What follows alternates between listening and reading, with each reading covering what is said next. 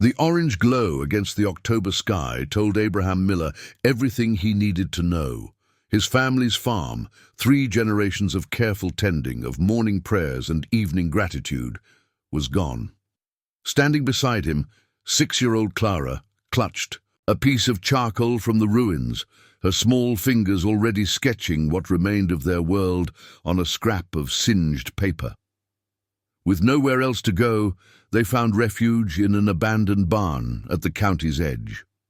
Just an old man, a little girl, 2 faithful horses, and whatever hope they could carry in their hearts. The community whispered about them, the forgotten ones living on the margins, making do with nothing. But Abraham's calloused hands knew how to build, and Clara's young spirit knew how to dream.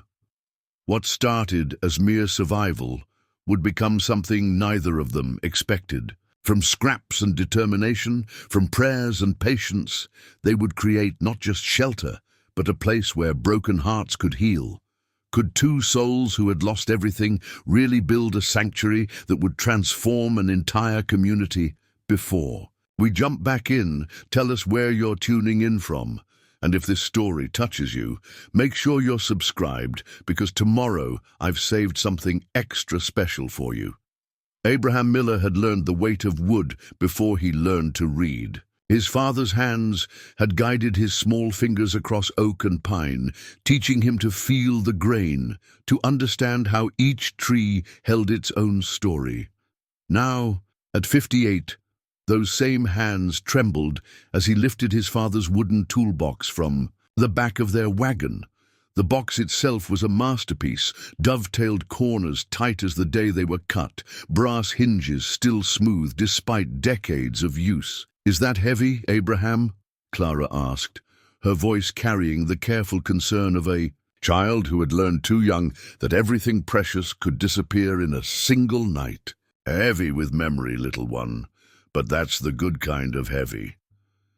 He set the toolbox down on the rough planks that would serve as their floor. Inside, each tool nested in its appointed place. His grandfather's handplane, worn smooth by 3 generations of palms. Chisels sharp enough to shave curls from a pine board. The measuring square his father had used to build their first barn, the one that now lay in ashes 20 miles away. Clara knelt beside him, her small fingers tracing the brass nameplate that read Miller & Sons, Estatus 1887. She couldn't read the words yet, but she understood their importance the way children understand the sacred, through touch and reverence rather than explanation. The barn they now called home stood at the intersection of 2 county roads, forgotten by time and circumstance. Built sometime in the 1920s, it had housed dairy cows, then hay, then nothing at all for the better part of a decade. The roof leaked in 3 places, the eastern wall bowed outward where the foundation had shifted, and the great sliding door hung askew on rusted tracks, but the bones were good, massive chestnut beams that had weathered storms and seasons, and a foundation of local fieldstone that would outlast them all. Abraham had chosen this place not for its condition, but for its isolation. Here, at the county's edge, where the blacktop gave way to gravel and the gravel gave way to dirt, they could exist without explaining themselves to curious neighbors or well-meaning officials. The nearest house stood half a mile away, through a stand of oak trees, and the mailbox at the road's end bore no name at all. Their first week had been about survival, clearing space for their bedrolls, patching the worst of the roof leaks with canvas and tar, building a fire ring from fieldstones for cooking. Clara had proven remarkably adaptable, treating their circumstances as an adventure rather than a tragedy. She helped gather firewood, learned to curry the horses, and created elaborate games from sticks and stones that kept her occupied for hours. "Tell me again about Mama," she would ask in the evenings as they sat by their small fire, and Abraham would share the stories he remembered of Clara's mother, his youngest cousin, who had died when Clara was barely 3, how she had sung while she worked, how she had taught Clara to draw by making pictures in the dirt with a stick, how she had believed that every person carried a light inside them that could never be extinguished. Clara's own light shone brightest when she drew. She had salvaged a dozen pieces of charcoal from the ruins of their farmhouse, and with these she created pictures on any surface she could find: the back of torn envelopes, smooth pieces of bark, even the dusty floor of the barn. Her drawings told stories: horses running free across open fields, houses with smoke curling peacefully from their chimneys, families gathered around tables laden with food. "Why do you always draw happy things?" Abraham asked one evening as she worked on a particularly elaborate scene of children playing in a meadow. "Because," she said, not looking up from her work, "if I draw them, maybe they'll remember to be real." The wisdom of children, Abraham thought, often came wrapped in such simple statements that adults spent years trying to understand their depth. Their days had fallen into a rhythm as natural as breathing. Abraham would wake before dawn, as was his habit, and spend the quiet hours before Clara stirred, planning the day's work. He had divided their needs into three categories: immediate survival, basic comfort, and long-term stability. Survival meant keeping rain out and warmth in. Comfort meant proper sleeping arrangements, a real cooking area, and storage for their few possessions. Stability meant making this place truly livable, not just habitable, but each morning brought reminders of their precarious situation. Cars would slow as they passed, their occupants staring at the thin column of smoke rising from their fire. Twice, local police had stopped to check on them, asking polite but pointed questions about their plans and their legal right to be there. Abraham had answered honestly. They had nowhere else to go, they were harming no one, and they hoped to work something out with the property owner. The property owner, it turned out, was a man named Earl Hutchinson, who lived in the county seat and owned 17 rental properties throughout the region. Abraham had left 3 messages at his office, but Hutchinson had not returned his calls. This silence worried Abraham more than direct confrontation would have. In his experience, silence often preceded the kind of official action that left little room for negotiation. Clara seemed unaware of these adult concerns. She had claimed the barn's old hayloft as her special place, climbing the ladder each afternoon to arrange her drawings and conduct elaborate conversations with imaginary friends. From below, Abraham could hear her voice drifting down, sometimes serious, sometimes laughing, always engaged in the important work of childhood. "She needs other children," Abraham told himself one afternoon as he worked on reinforcing the barn's sagging doorframe. But children meant school, and school meant addresses and registration, and all the official entanglements that their current situation made impossible. For now, he would have to be enough: teacher and protector, playmate and provider. The horses, at least, were thriving. Sam and Belle had worked Abraham's fields for 8 years, and they accepted their new circumstances with the practical wisdom of animals who understood that shelter and food mattered more than luxury. Abraham had fenced a small paddock using salvaged posts and wire, and the horses spent their days grazing the overgrown grass around the barn. In the evenings, Clara would braid their manes and whisper secrets into their patient ears. As October deepened into November, Abraham began to think beyond mere survival. The toolbox held not just instruments of repair, but the means of creation. With these tools, he could build more than just a place to sleep. He could build a home, and perhaps, if he was very careful and very lucky, he could build it in such a way that no one would have the heart to tear it down. But first, he would need to understand exactly where they stood, legally and practically. He would need to learn who owned this land, what rights they might have as occupants, and what it would take to transform their temporary refuge into something permanent. These were questions that would require trips to the courthouse, conversations with officials, and perhaps the kind of help that a man like him, Amish, displaced and deliberately living on the margins, might find difficult to obtain. Still, As he watched Clara arranging stones in careful patterns around their fire ring, he felt something he had not experienced since the night of the fire. Hope. Not the desperate hope of the drowning man grasping for driftwood, but the quiet hope of the builder who sees possibility in raw materials and knows that patient work can transform them into something beautiful and lasting. That night, as Clara slept in her bedroll beside the fire, Abraham opened his father's toolbox once more. By lamplight, he examined each tool, remembering the lessons that came with them. A plane shaves wood in thin curls, his father had taught him, but only if you work with the grain, never against it. A saw cuts straight if you trust the blade and don't force the motion. A chisel can carve the finest detail, but only if your hand is steady and your vision clear. These lessons, Abraham realized, applied to more than woodworking. They were lessons about life, about patience, about the kind of careful attention that could transform the broken into the beautiful. Tomorrow, he would begin the real work, not just of building shelter, but of building a future that could hold them both. The official knock came on a Tuesday morning, while Clara was teaching the barn cats to sit in a circle for her pretend school.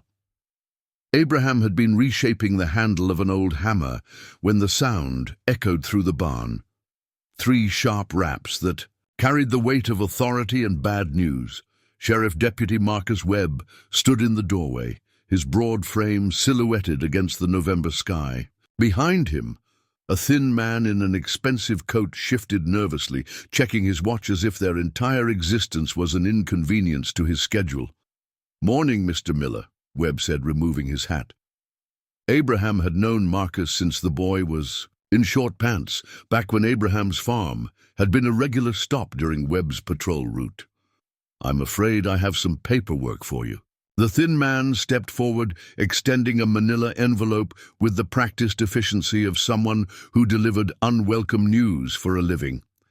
"Mr. Miller, I'm James Hartley, representing the property owner, Mr. Earl Hutchinson. This is a formal notice of trespass. You have 30 days to vacate the premises." Abraham accepted the envelope with steady hands, though his heart had begun the irregular rhythm that came with sudden fear. He had expected this moment, had even prepared for it, but the reality still hit like a physical blow. 30 days, he repeated, his voice calm despite the turmoil building inside him. "I'm sorry, Abraham," Deputy Webb said, genuine regret in his voice. "Mr. Hutchinson filed the complaint yesterday. Says you've been living here without permission for over a month now." Clara appeared at Abraham's elbow, her small hand slipping into his.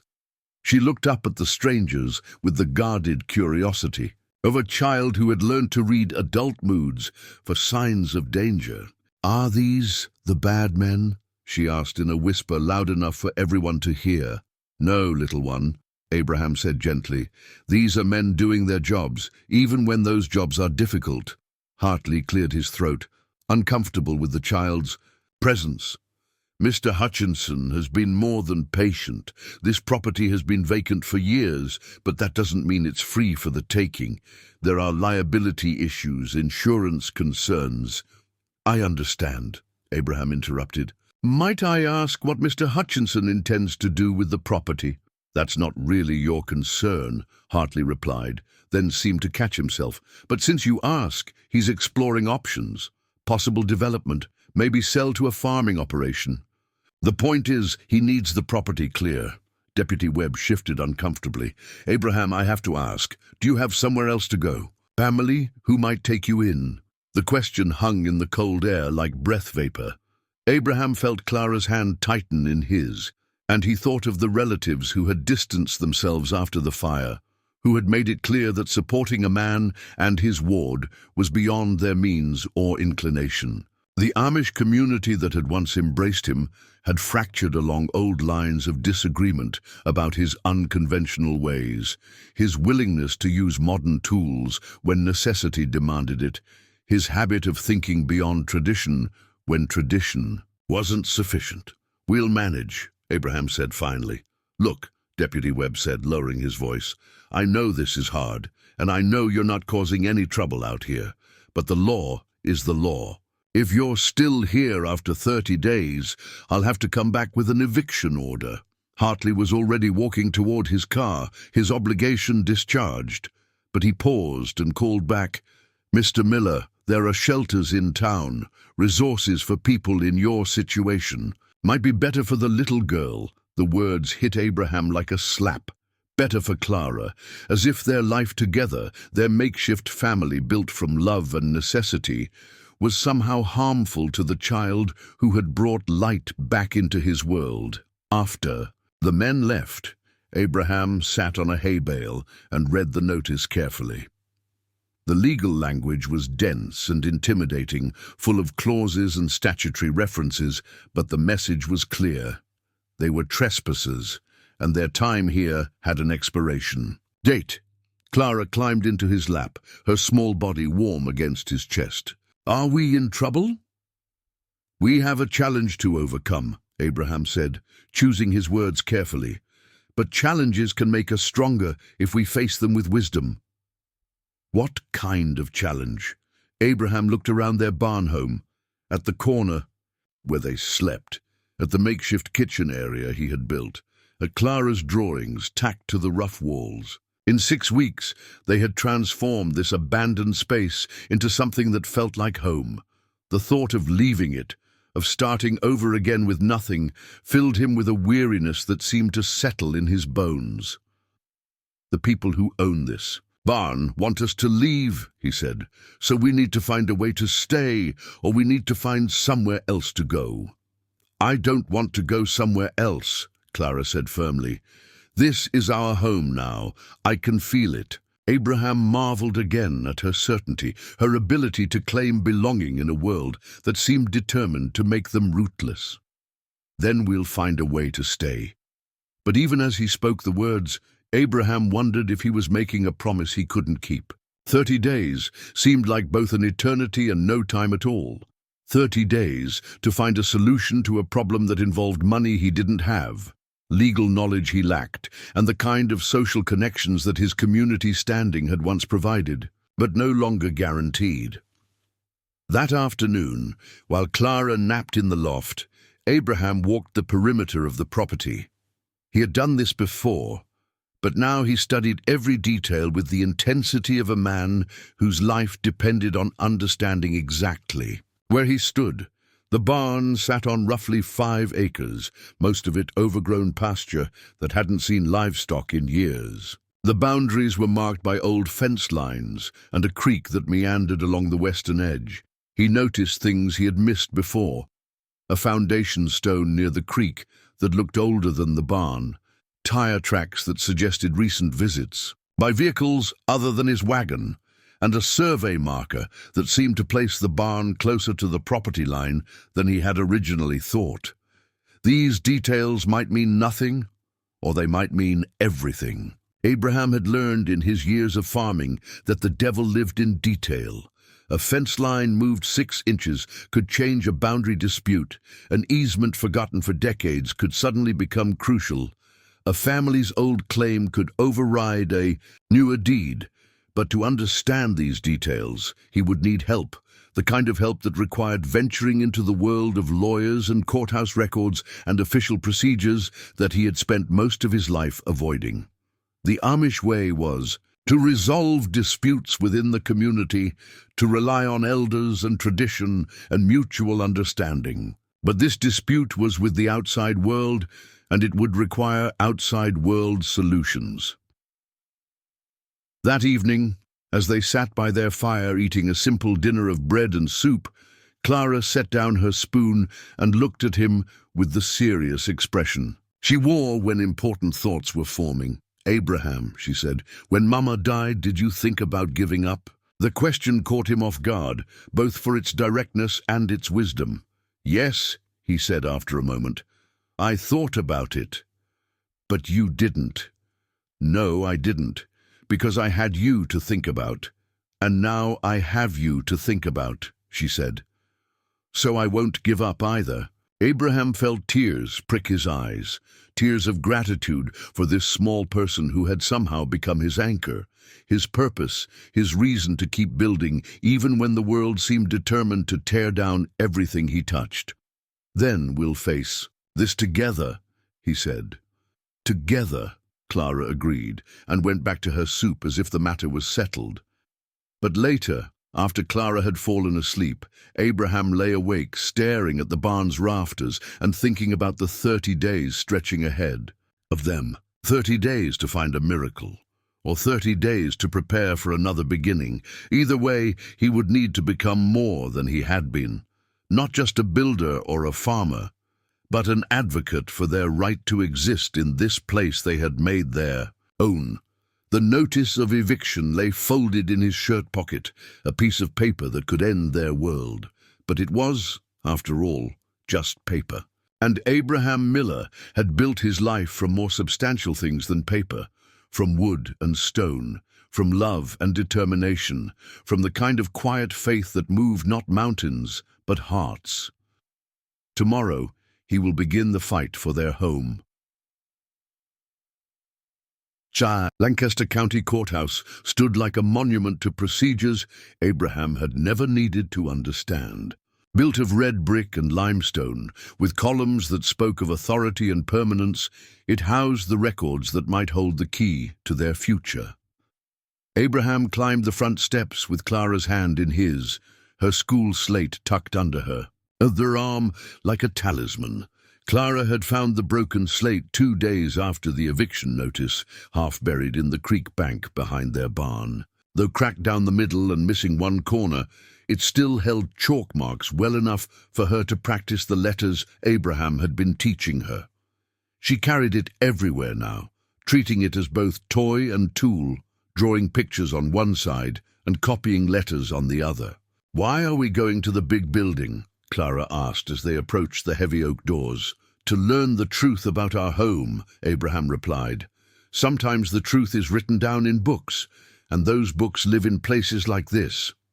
The clerk. At the records office was a woman near Abraham's age, with steel-grey hair and kind eyes behind wire-rimmed spectacles. Her nameplate read Eleanor Hoffman, and when she looked up from her ledger, Abraham saw recognition flicker across her. "Vase, you're the Miller fellow," she said, not unkindly. "Heard you've been staying out at the old Brennan place." "Yes, ma'am. I'm trying to understand the property's history, legal ownership, that sort of thing." Eleanor glanced at Clara, who had found a wooden chair near the window and was already sketching on her slate. "Research request? I suppose so. I'm not familiar with the procedures." "Well then, let's start with what you know and see what we can find." Eleanor pulled out a large map book and opened it to a page marked with colored boundaries. "This is the current county survey. Your barn sits here on what we call the Brennan parcel, though it's been owned by Earl Hutchinson for about 12 years now." Abraham studied the map, noting how his barn sat closer to the southern boundary than he had realized. "What about before Hutchinson? Let me check the deed records." Eleanor disappeared into a back room and returned with a thick folder. "Interesting, the property has quite a history. Originally part of a larger tract owned by the Brennan family from 1889 until 1982. Then it was sold to a development company that went bankrupt in 85. The bank held it until 89, sold it to another family who lost it in foreclosure in 2003. That's when Hutchinson picked it up at auction." "Foreclosure," Abraham repeated, thinking of his own recent losses.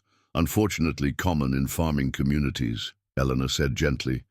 "Now, you mentioned you're a Miller. Any relation to the Millers who used to farm south of Intercourse?" "That was my family's land, 3 generations of it." Eleanor's expression shifted to one of deeper interest. "Your family name might be relevant here. Let me check something." She pulled out another book, this one leather-bound and obviously older. "Property easements and rights of way. Sometimes families maintained usage rights even after selling land." She ran her finger down several pages before stopping. "Here, 1923. Samuel Miller granted perpetual easement for access to Brennan property for purposes of..." Let me see. Livestock watering and seasonal storage. That would be your grandfather. Abraham's heart quickened. Yes, Grandfather Samuel, the Yil. Easement runs with the land, not the family. Means it stays valid regardless of ownership changes, but it might give you some legal standing as a descendant. Clara appeared at Abraham's elbow, her slate covered with a new drawing, the courthouse building complete with its columns and front steps. I drew where we are, she said proudly. That's beautiful, dear, Eleanor said, then looked back at Abraham. You'll want to talk to a lawyer about this easement. Might not be enough to let you live there permanently, but it could complicate any eviction proceedings. Abraham felt the first stirring of hope since receiving the notice. Do you know of a lawyer who might help someone in my situation? Most lawyers around here are expensive, Eleanor said carefully. But there's a legal aid office in Lancaster. They help folks who can't afford regular representation and... She paused, as if making a decision. My nephew practices law in town, David Hoffman. He's helped other families dealing with property disputes. I could give him a call, explain your situation. I couldn't ask you to... You didn't ask. I offered. Eleanor smiled.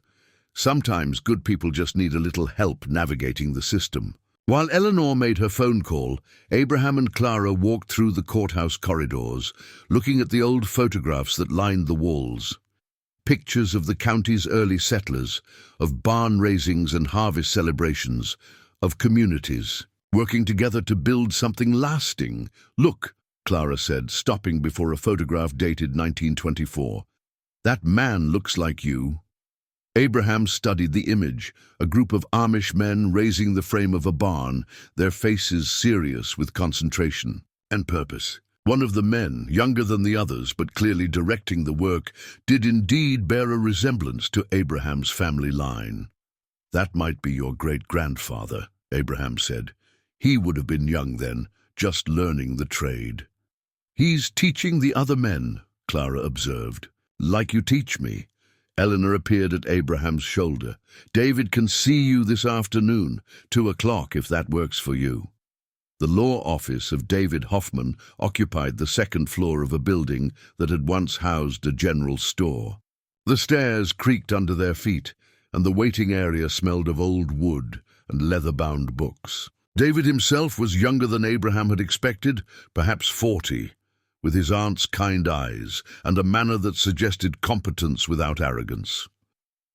Aunt Eleanor filled me in on your situation, David said, gesturing for them to sit in the chairs across from his desk. I've pulled the county records for the Brennan property, and there are some interesting complications. He spread several documents across his desk, deeds, surveys, and legal papers covered with official stamps and signatures. The easement your grandfather held is still valid. It's what we call a perpetual appurtenant easement, which means it runs with the land and can be inherited by descendants.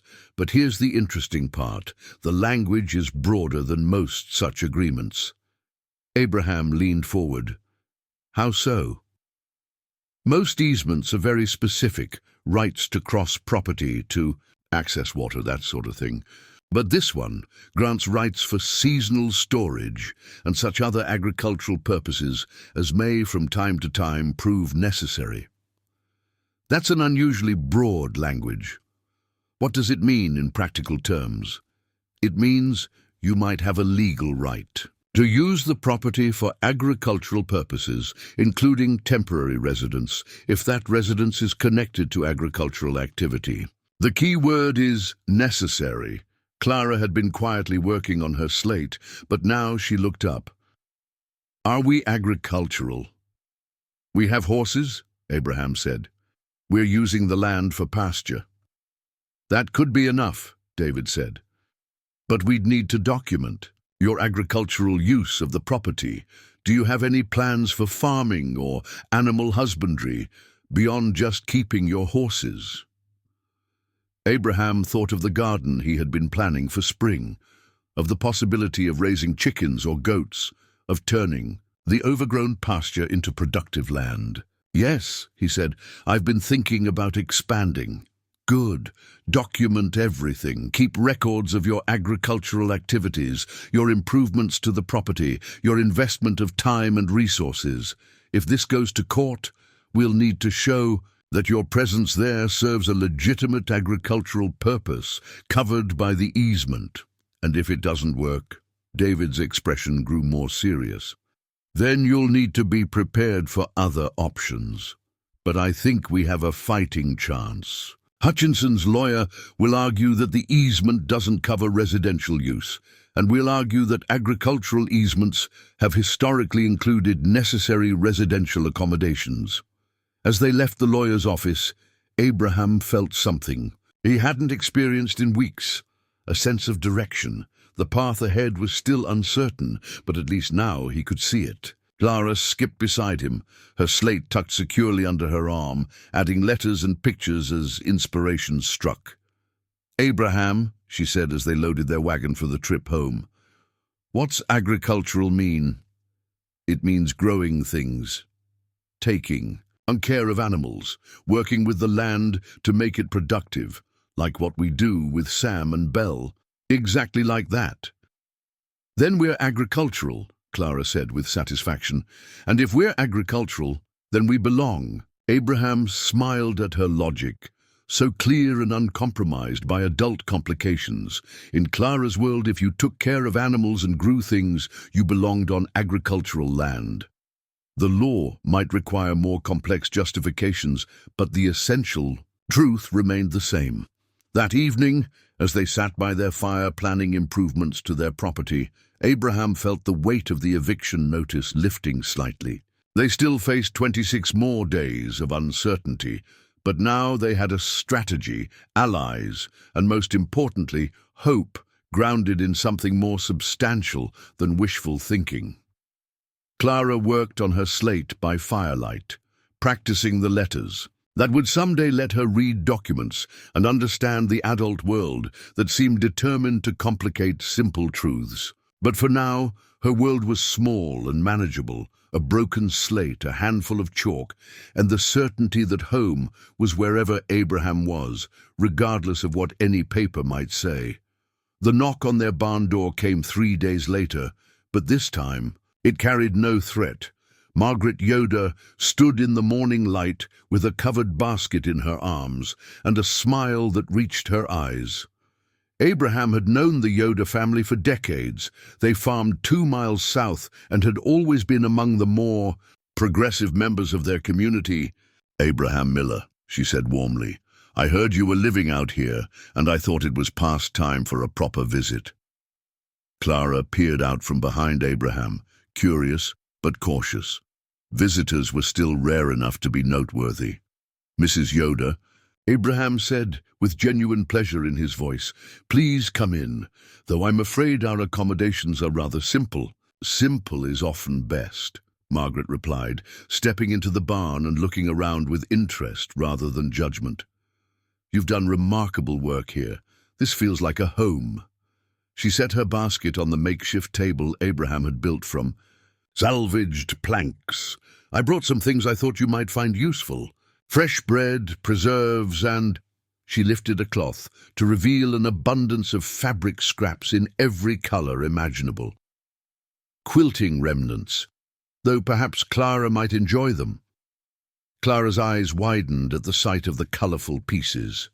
Blues and greens, reds and yellows, patterns she had never seen before. She reached out tentatively, then looked to Abraham for permission. "It's all right, little one. Mrs. Yoder brought them for you." Clara's fingers traced the different textures, cotton smooth as butter, wool warm and substantial, a piece of silk that caught the light like water.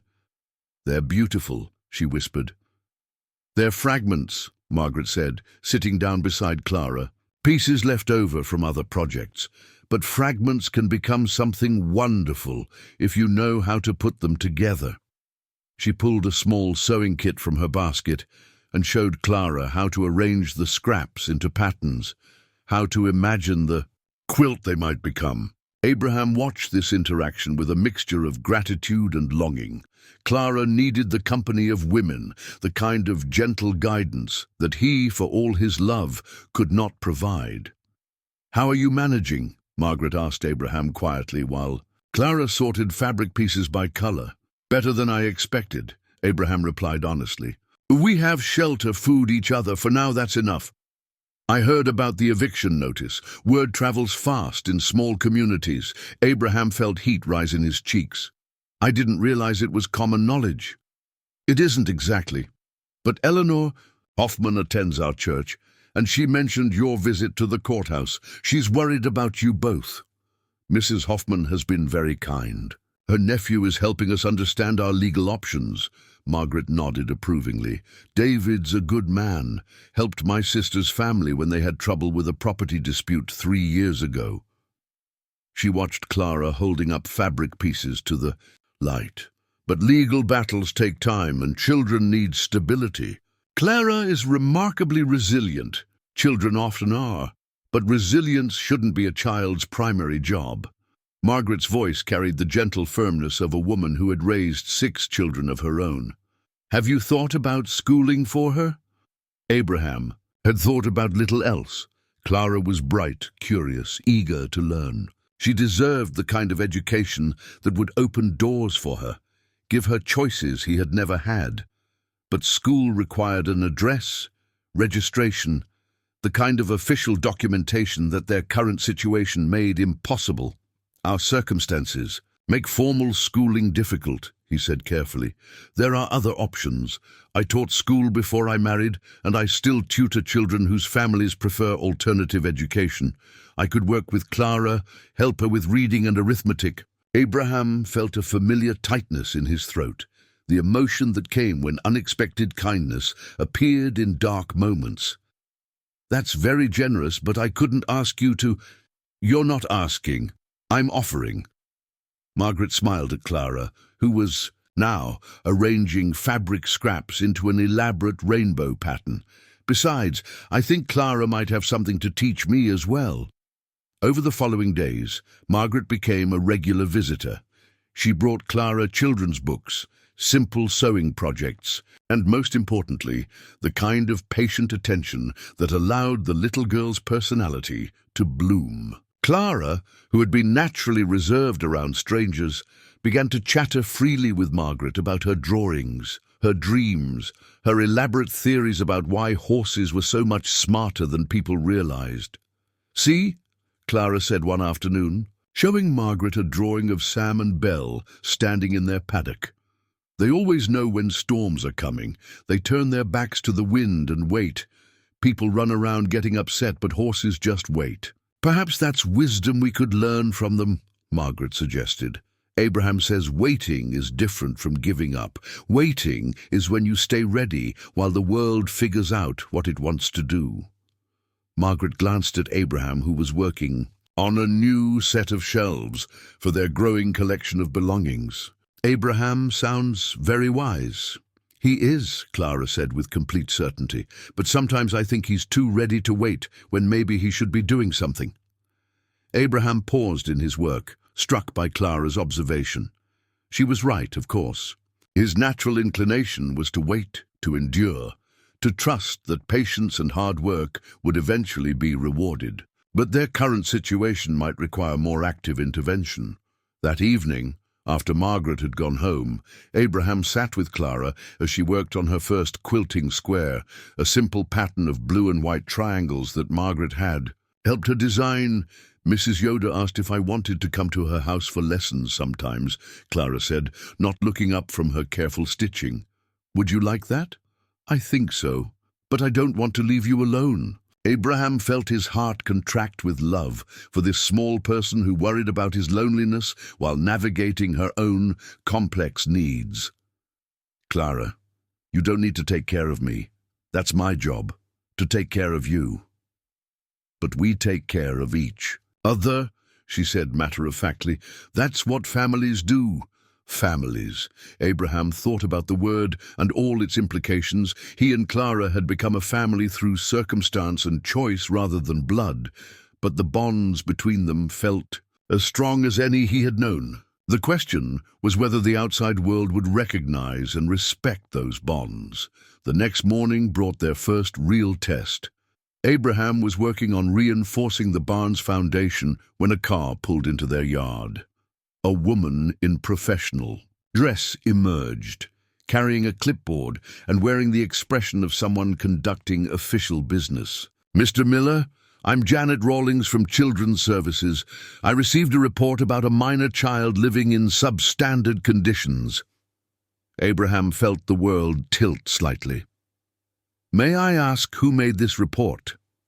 The report was anonymous, but I'm required to investigate any claims involving child welfare. She looked around the barn, taking notes on her clipboard. "May I speak with the child?" Clara appeared from the loft, her quilting square in her hands. She studied the social worker with the careful assessment of a child who had learned to read adult intentions. "Hello, Clara," Janet said, her voice shifting to the artificially cheerful tone adults often used with children. "I'm Mrs. Rawlings. I'd like to ask you a few questions, if that's all right." "What kind of questions?" Clara asked.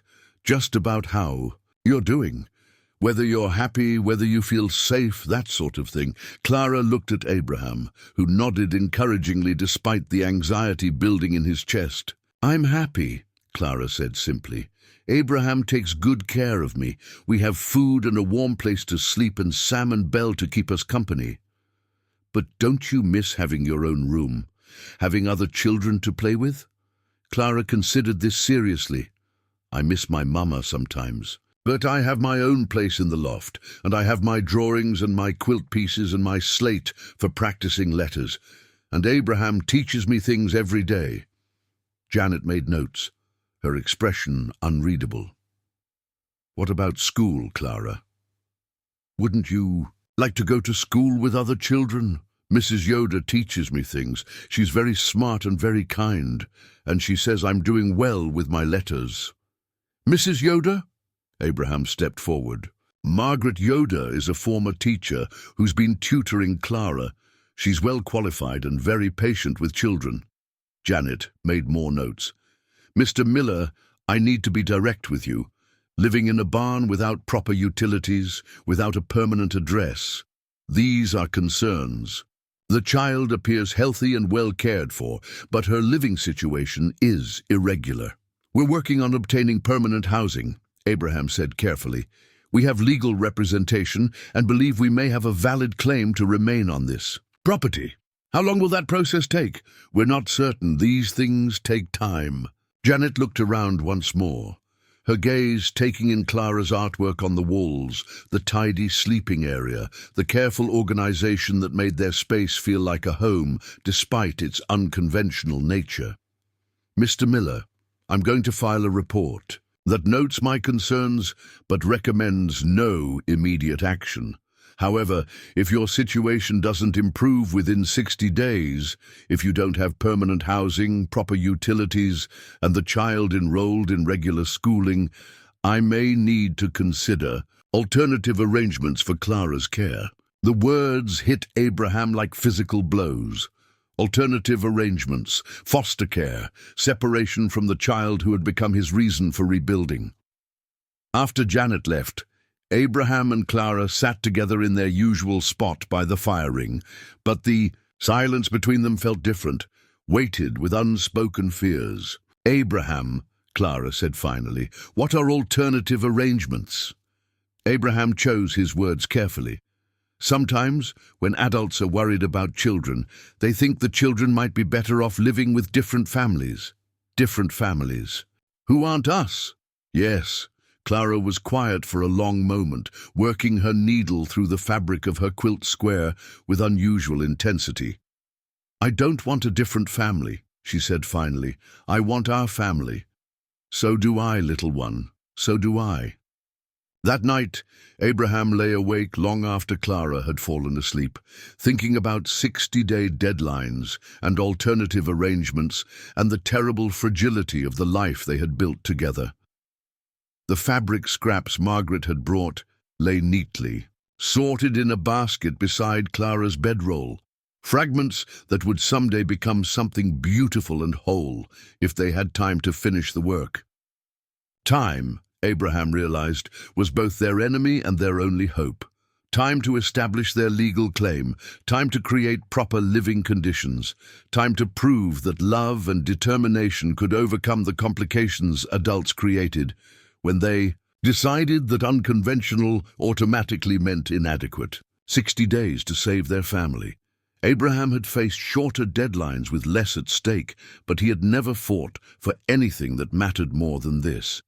Abraham found the historical survey map rolled in a metal tube, forgotten in a corner of the courthouse basement where Eleanor Hoffman had sent him to search through boxes of archived documents. The map, dated 1847, showed their barn's location with surprising detail, but it also revealed something that made Abraham's hands tremble as he spread it across the research table. The barn sat directly on what the surveyors had marked as Station 7, Underground Railroad Safe House. Penciled notes in the margins indicated that the original structure had been built specifically to shelter runaway slaves on their journey north to freedom.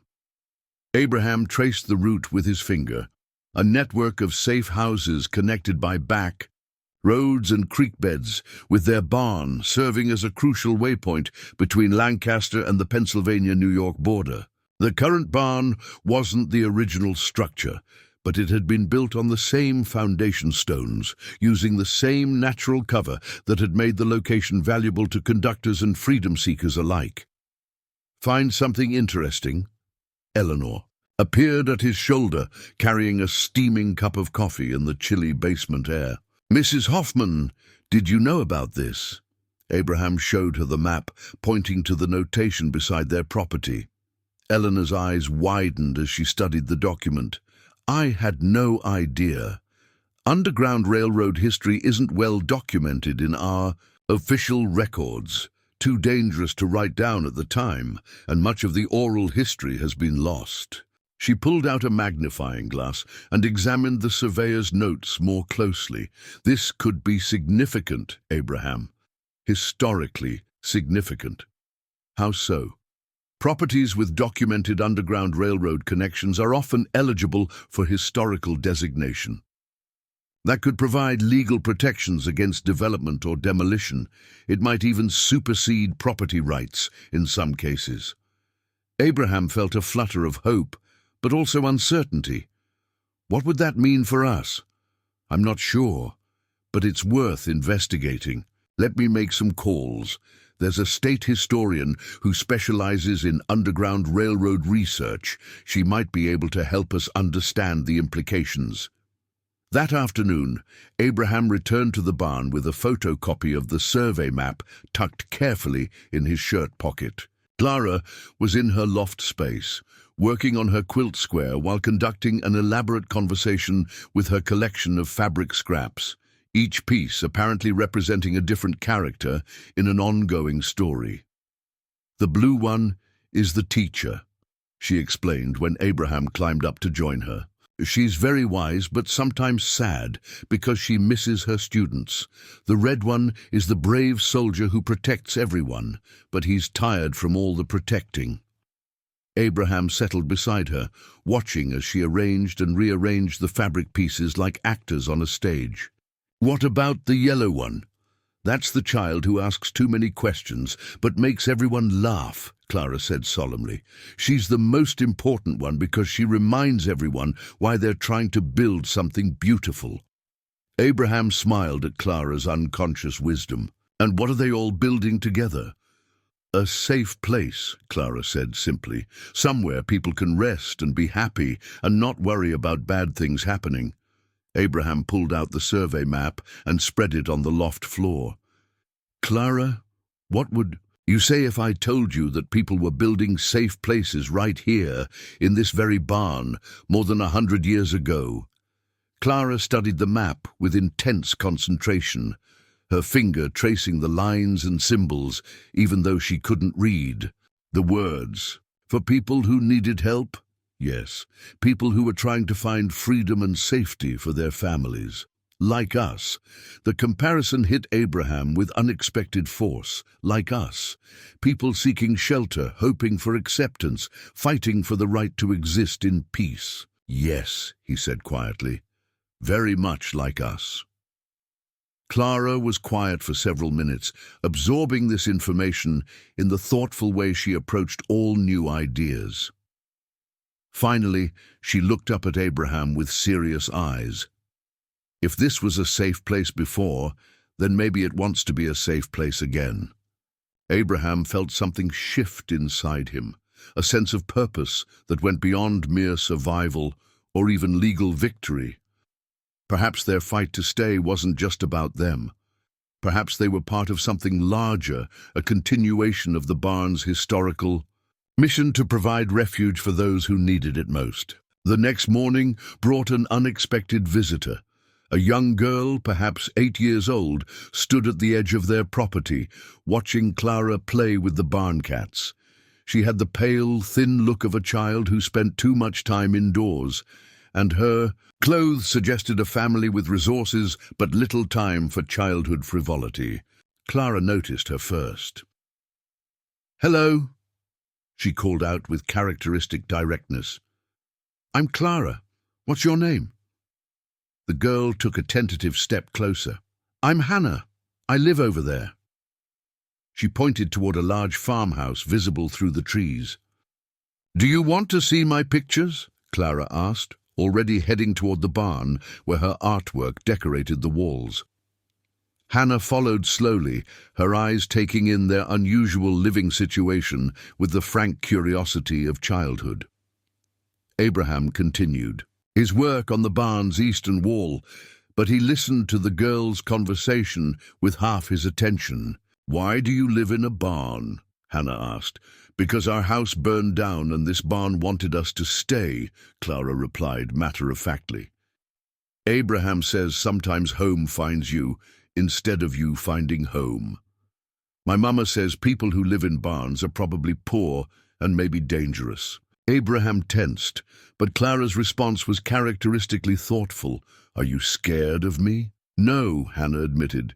"You seem nice, and your drawings are really good." "Then maybe your mama just doesn't know us yet. Abraham says people are usually afraid of things they don't understand, but understanding can fix fear." The girls spent an hour together, Clara sharing her artwork and her fabric collection, while Hannah talked about her life in the big house.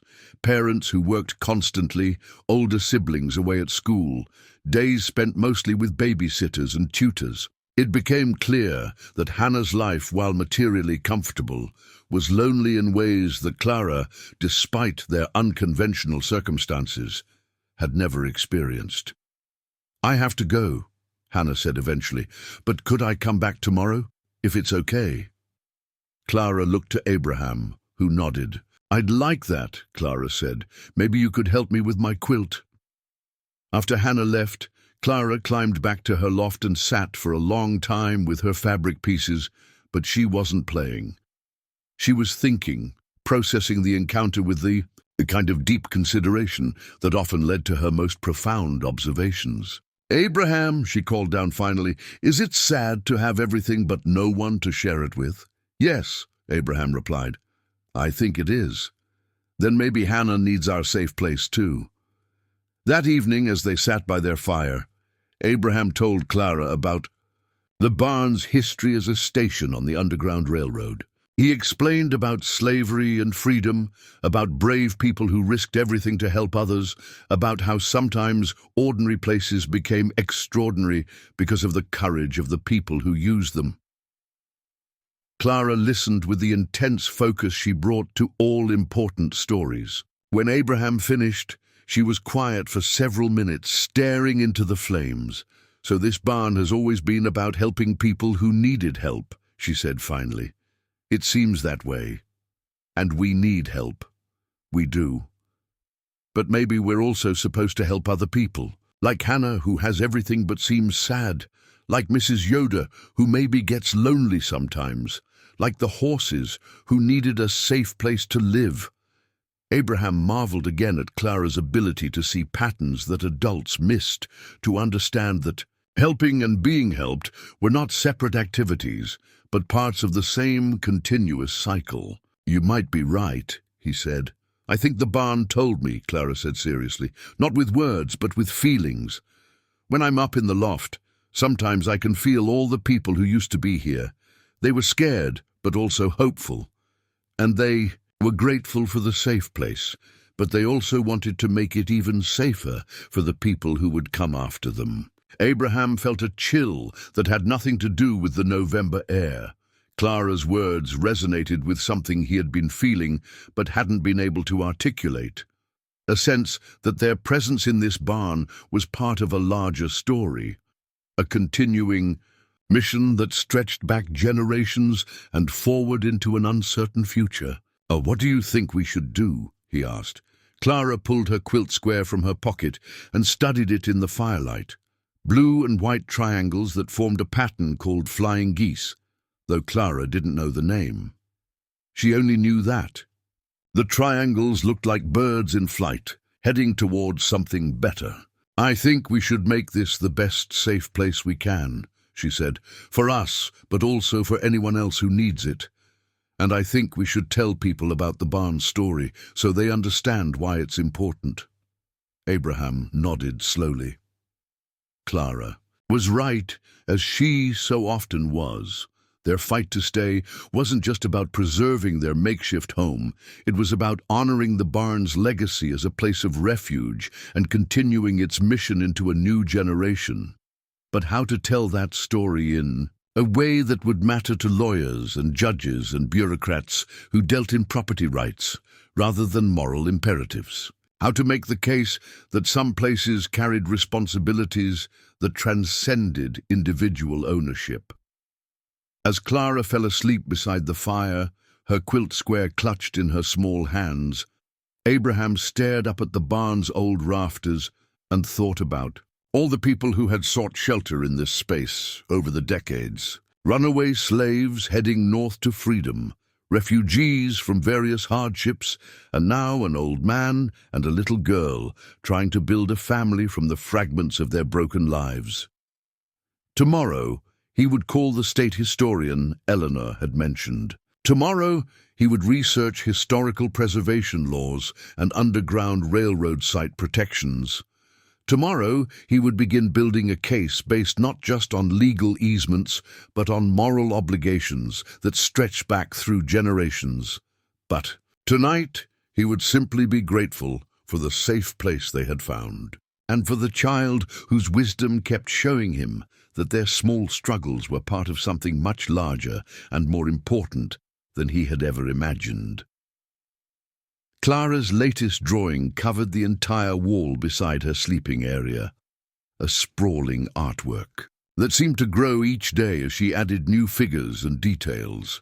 At first glance, it appeared to be a simple child's depiction of their barn family, Abraham and Clara, Sam and Belle, the barn cats, and various birds that nested in the rafters. But as the days passed, Clara had added more figures, Mrs. Yoder with her kind smile, Hannah reaching out to pet a horse, even the mailman who had started stopping to chat when he delivered letters to the house down the road. Abraham studied the drawing on a grey December morning, while Clara worked with unusual intensity on expanding it further. She had found coloured pencils somewhere, probably another gift from Margaret, and was adding vibrant details that brought the figures to life. "It's getting quite elaborate," Abraham observed. "It's not finished yet," Clara said without looking up from her work. "There are more people who belong here, but I haven't met them all yet." Abraham felt a familiar stir of unease at Clara's certainty about things she couldn't possibly know.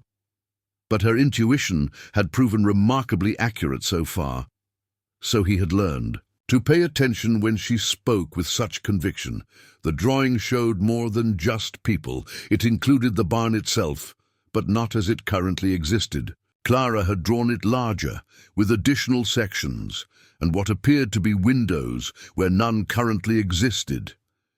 Gardens surrounded the structure, and pathways connected different areas, as if the barn were the center of a small community rather than an isolated refuge. Clara, what is this part? Abraham pointed to a section that looked like a smaller building attached to the barn's eastern wall. That's where the teaching happens, Clara said matter-of-factly. Mrs. Yoder says I'm ready for more advanced lessons, but she doesn't have space at her house for all the children who need help. Abraham felt his breath catch. All the children? Hannah isn't the only one who's lonely. There are others. Children whose parents work too much, children who learn differently and need special attention, children who just need a place where someone pays attention to them. Clara added another figure to her drawing, a boy with dark hair who seemed to be reading under a tree. Mrs. Yoder has been thinking about it too.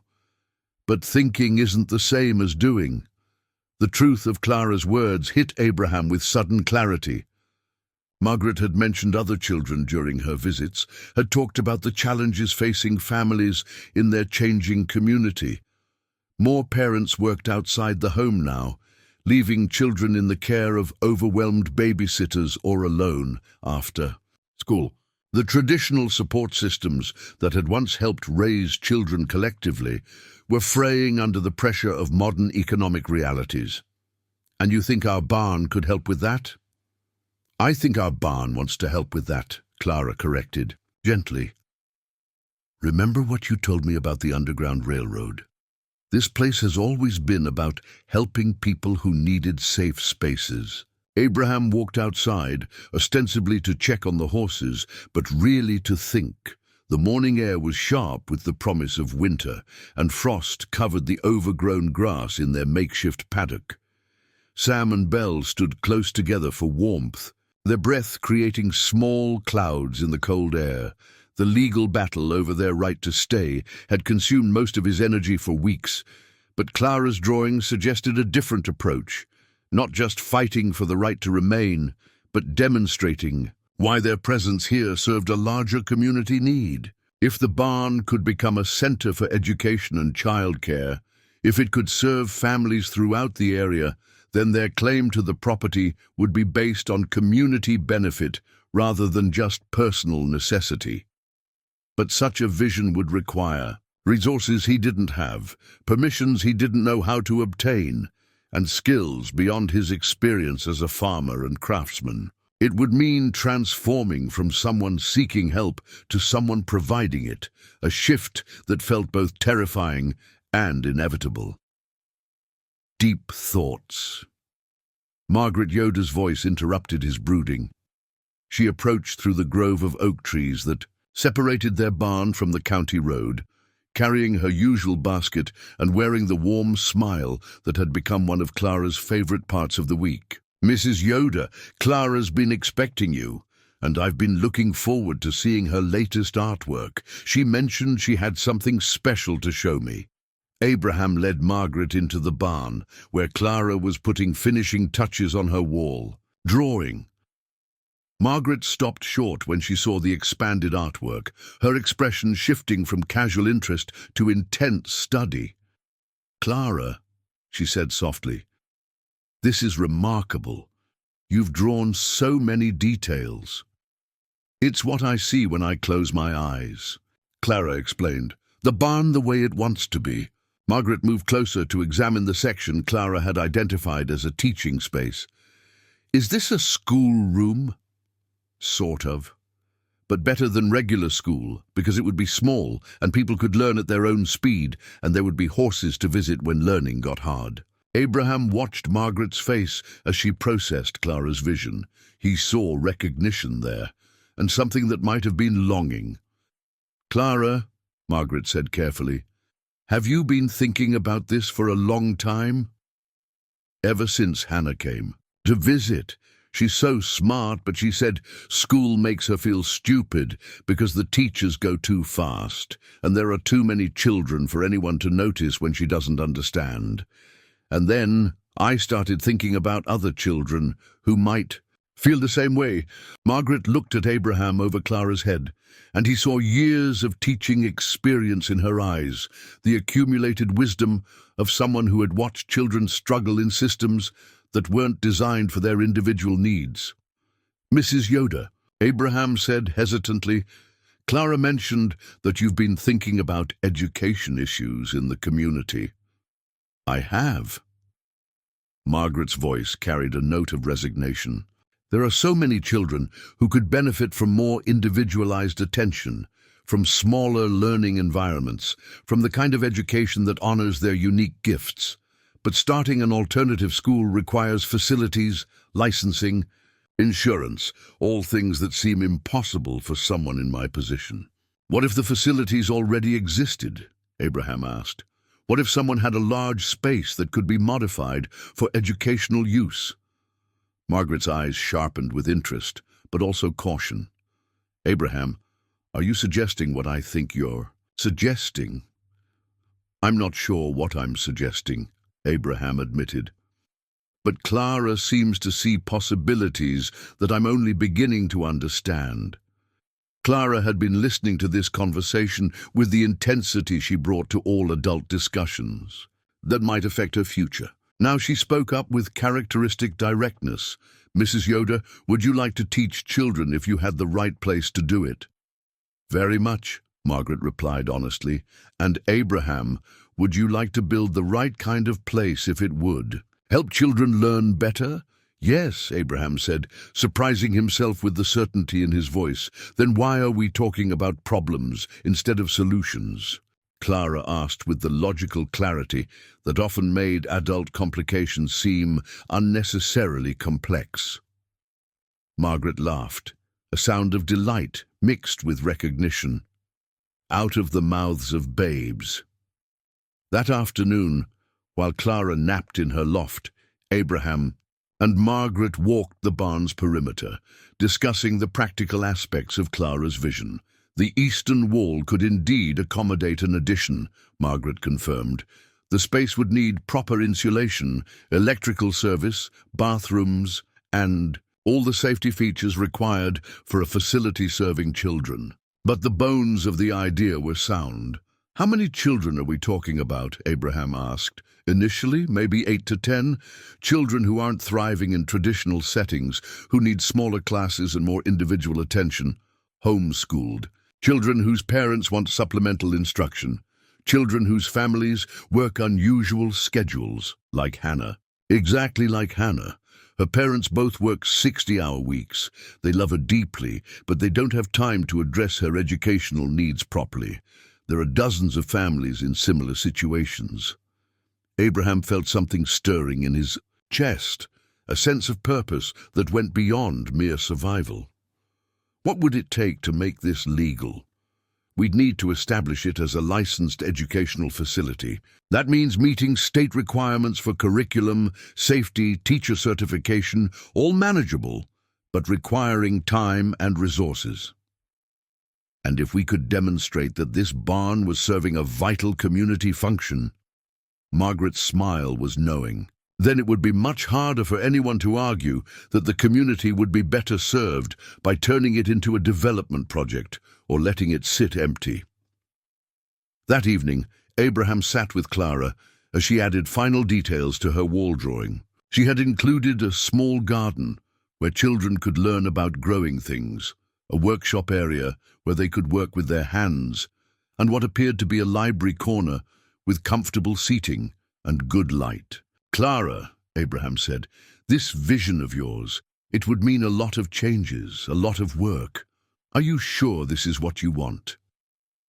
Clara set down her colored pencil and looked at him with the serious expression she wore when discussing important matters. Abraham, remember when you asked me why I always draw happy things? You said if you drew them, maybe they'd remember to be real. That's right. But I've been thinking about it more, and I think it's not just about drawing them. It's about believing they can be real and then working to make them real. The drawing is just the first part. Abraham studied the elaborate artwork that covered the wall. Clara's vision of their barn transformed into a place of learning, community, and hope.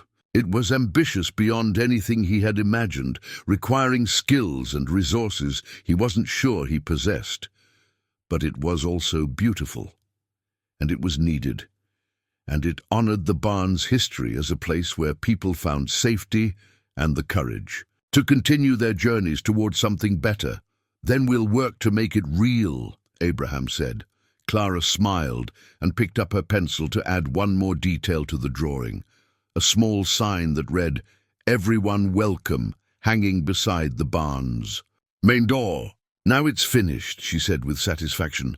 "Now we know what we're building toward." Abraham looked at the completed artwork and felt both excitement and terror at the magnitude of Clara's vision. They were no longer just fighting to keep their makeshift home. They were committing to create something that could transform their entire community. But perhaps that had always been the barn's purpose. Perhaps places that had once sheltered people seeking freedom were meant to continue that mission in new forms, offering sanctuary to each generation's refugees, whether they were fleeing slavery, poverty, loneliness, or simply the failure of systems that didn't recognize their individual worth.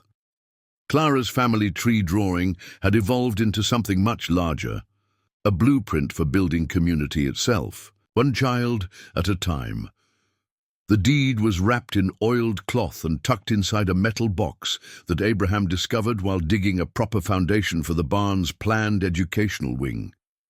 He had been working alone in the early morning hours, his breath visible in the December air as he cleared decades of accumulated debris from the barn's eastern foundation.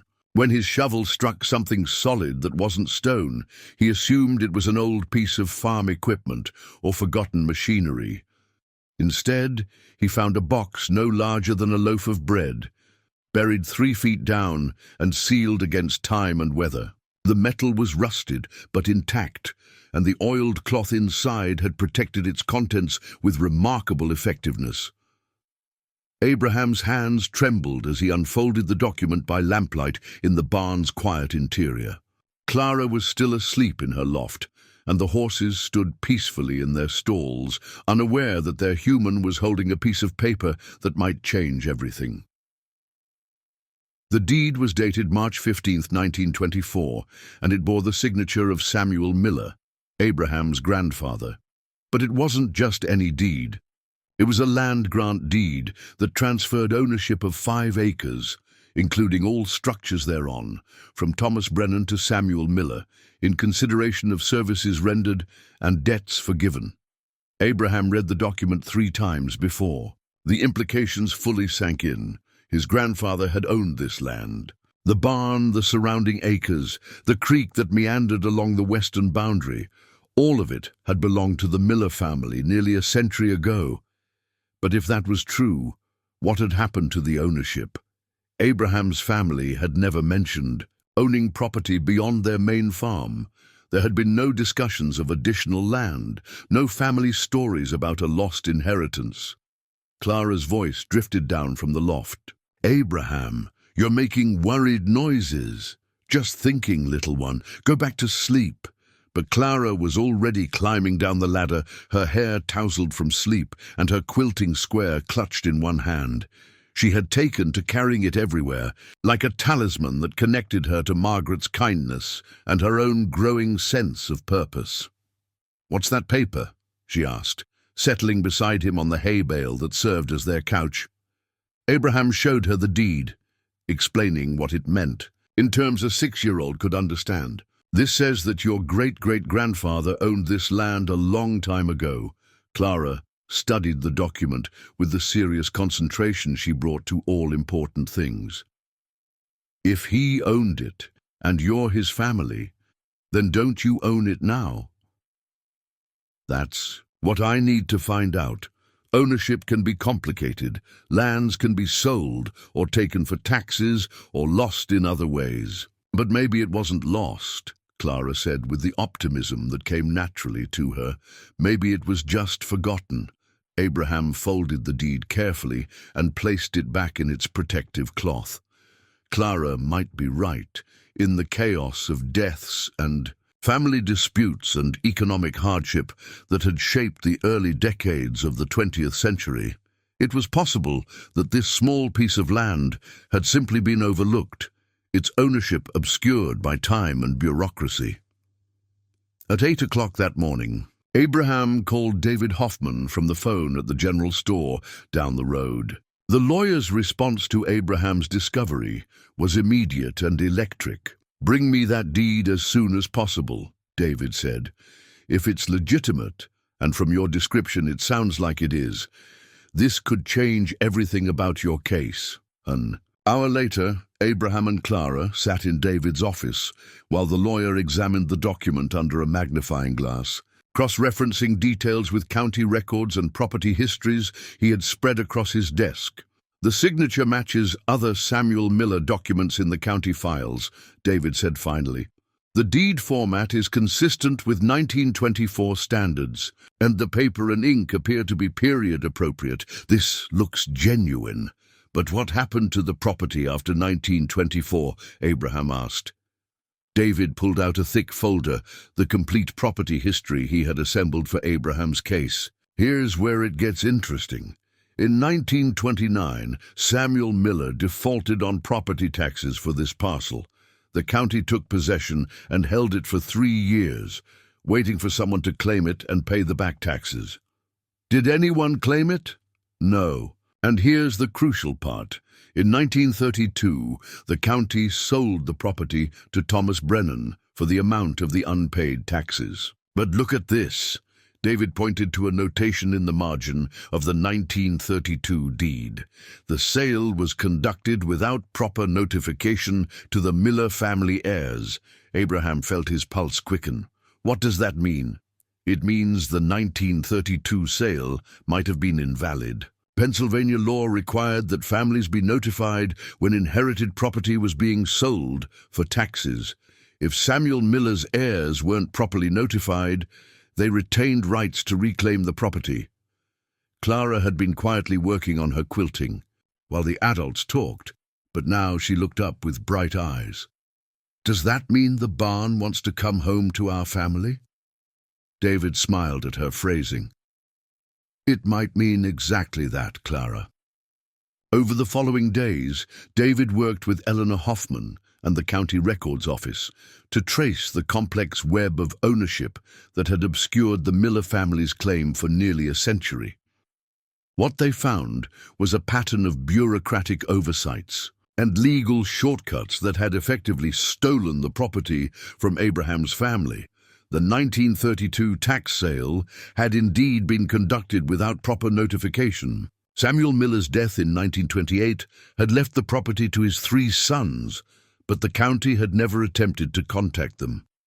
Instead, they had published a notice in a newspaper that none of the Miller family regularly read, then sold the property. When no one responded, from 1932 until 1989, the Brennan family had used the barn sporadically for hay storage and equipment shelter, never developing it or treating it as particularly valuable.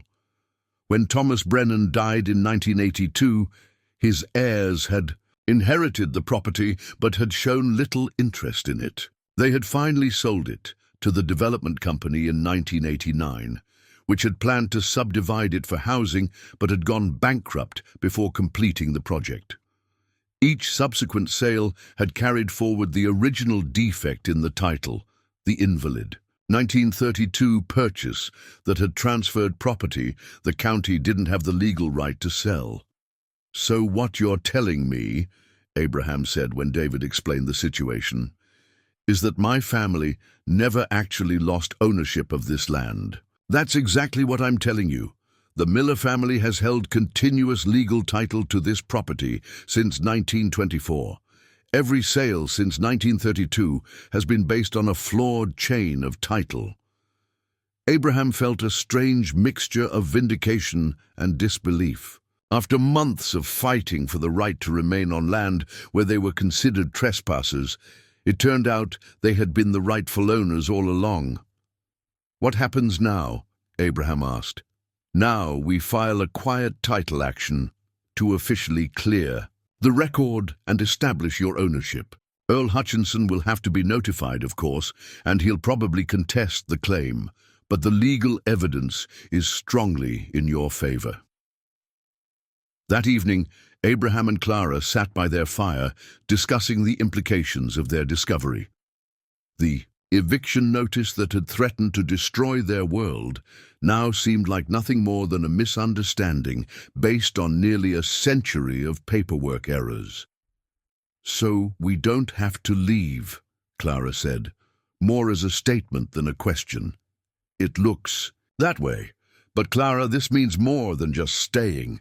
If we truly own this land, then we can make permanent improvements. We can build the educational center you envisioned. We can create something lasting." Clara pulled out her quilting square and held it up to the firelight. The triangular pieces had been carefully stitched together to form the flying geese pattern, and Margaret had helped her add a border that framed the design beautifully. "Mrs. Yoder says quilts tell stories," Clara said thoughtfully. "This one tells the story of pieces that belong together, finding their way home." Abraham studied the small quilt square, fragments of different fabrics unified into a coherent whole, each piece essential to the overall pattern. It struck him that Clara's needlework perfectly represented their own story, displaced elements finding their proper place, individual pieces contributing to something larger and more beautiful than any could achieve alone. "Clara," Abraham said, "what do you think your mother would say about all this?" Clara considered the question with the gravity she brought to all discussions of her mother. "I think she would say that sometimes the best things happen when you stop trying to force them and start trusting that they'll find their way to where they belong." The wisdom of children, Abraham thought once again. Clara had understood something that had taken him months to grasp, that their struggle to remain in the barn wasn't really about claiming something that belonged to others, but about recognizing something that had always belonged to them. The hidden deed had revealed more than just property ownership. It had revealed the deeper truth that some connections transcend legal documents and bureaucratic procedures. The barn had called to them not because they were desperate and it was available, but because it recognized them as family returning home after a long absence. That night, Abraham lay awake thinking about his grandfather Samuel, who had earned this land through service and sacrifice, who had built a safe haven for people seeking freedom and new beginnings. The barn's Underground Railroad history wasn't just historical accident, it was family legacy, a mission that Abraham and Clara were now called to continue in their own way. The deed would give them legal standing to fight for their home. But, more importantly, it had given them understanding of their place in a story much larger than their individual struggles. A story of sanctuary and service that connected past and future through the simple act of providing safe harbor for those who needed it most. Tomorrow, they would begin the legal process of reclaiming their inheritance. But tonight, Abraham felt the deep satisfaction of finally understanding why the barn had felt like home from the very first night they had sheltered within its walls. The architectural plans spread across Abraham's makeshift table represented more than just building blueprints. They embodied Clara's vision, transformed into practical reality. Abraham had drawn them himself over countless evening hours, incorporating everything he had learned about construction, education, and the specific needs of the children who would someday learn within these walls. The main barn would remain largely unchanged, preserving its historical character while adding modern necessities like proper insulation and electrical service. But the eastern addition would house 2 classrooms, a library corner, a workshop area for hands-on learning, and restrooms that met all state requirements for educational facilities. Large windows would fill the space with natural light, and French doors would open onto the garden area where children could learn about growing things. Clara knelt beside the table, tracing the lines with her finger, while Abraham explained each room's purpose. "This is where Mrs. Yoder will teach reading and writing," he said, pointing to the larger of the 2 classrooms, "and this smaller room will be for individual tutoring and quiet activities." "What about this space?" Clara touched a section marked multi-purpose. That's for art projects, music, indoor games when the weather's too cold for outside activities, and community meetings when local families want to gather and discuss how to make the school even better. Clara's eyes sparkled with delight. So it's not just a school, it's a place where families can be part of their children's learning. Exactly. Abraham had spent hours discussing this concept with Margaret, who had emphasized that successful alternative education required active family involvement.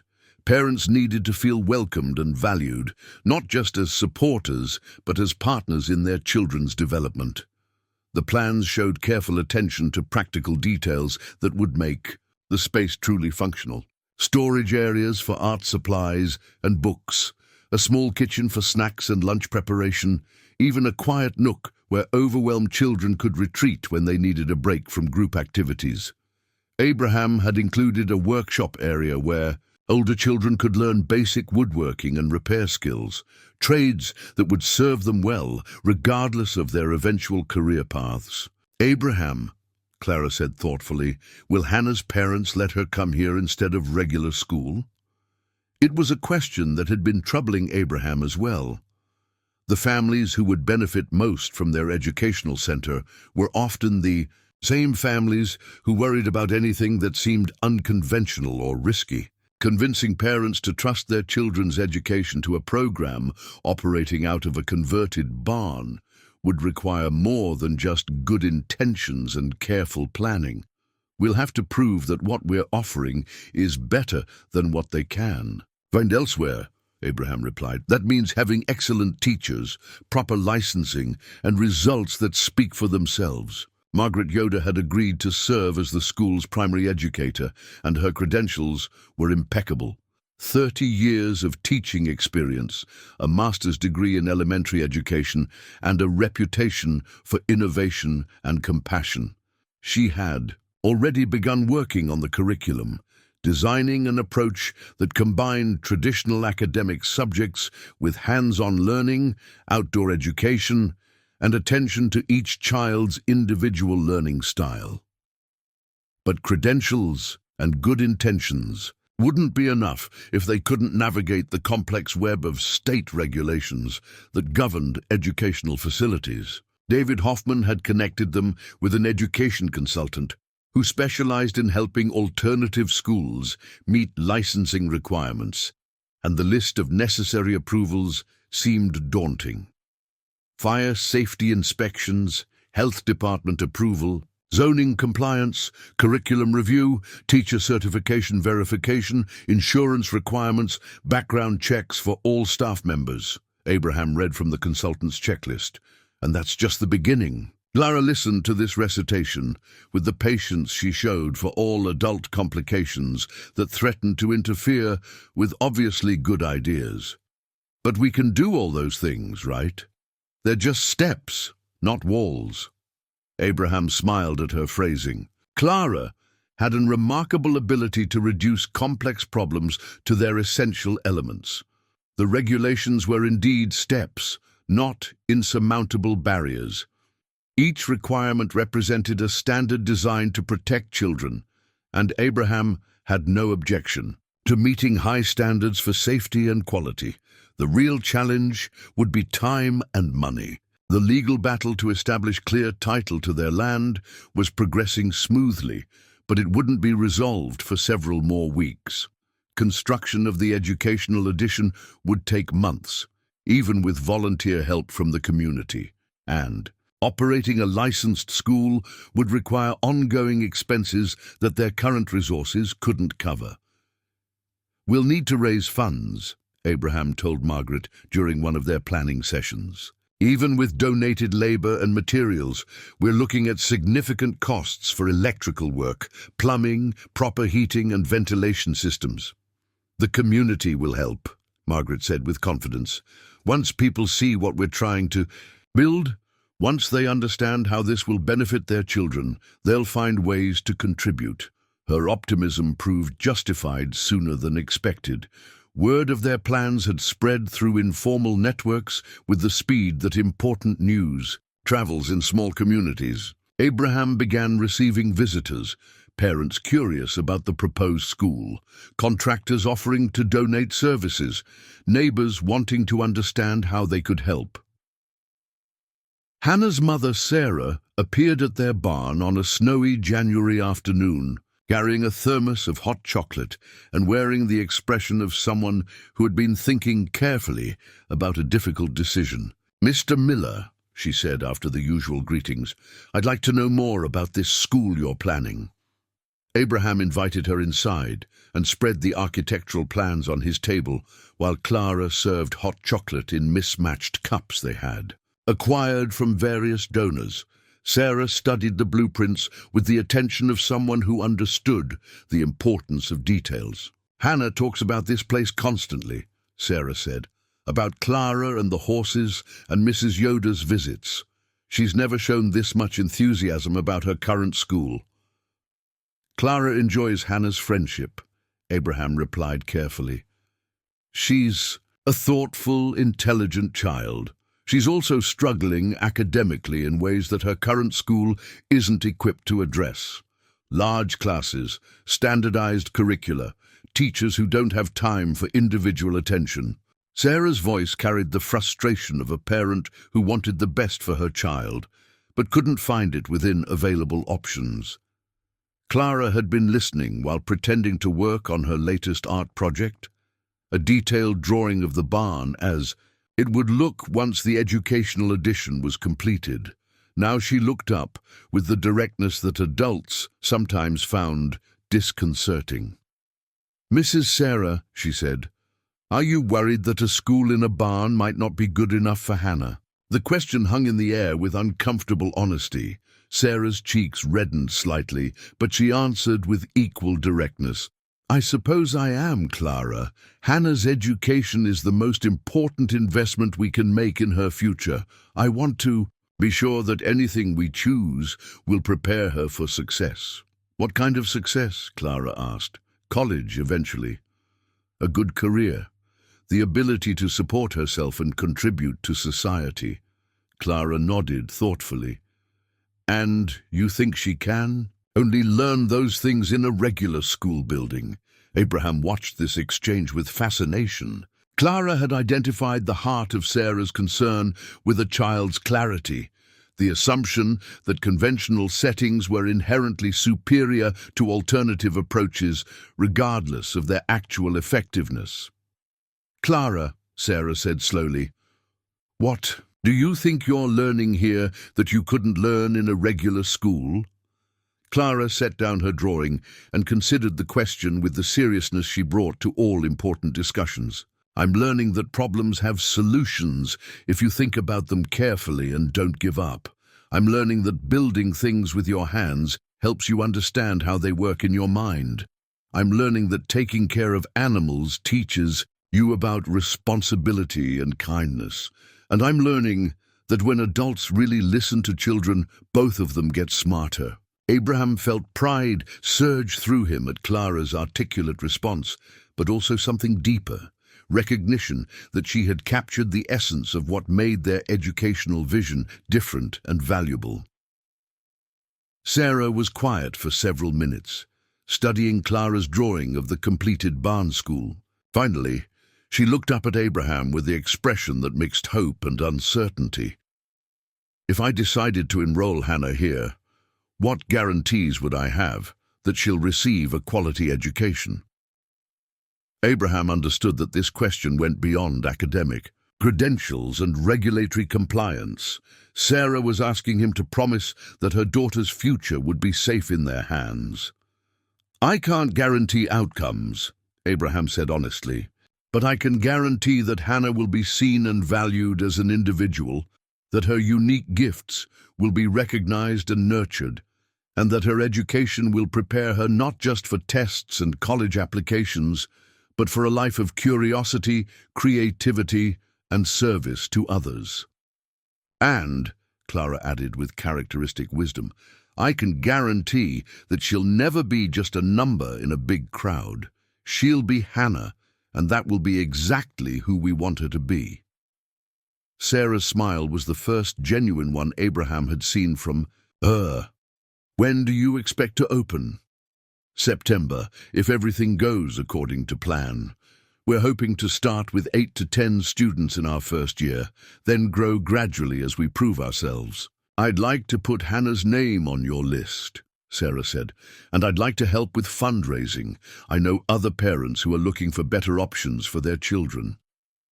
That evening, as Abraham and Clara sat by their fire discussing the day's progress, Abraham felt something he hadn't experienced since before the fire that had changed their lives, a sense of building towards something larger than mere survival. The architectural plans represented more than just a construction project.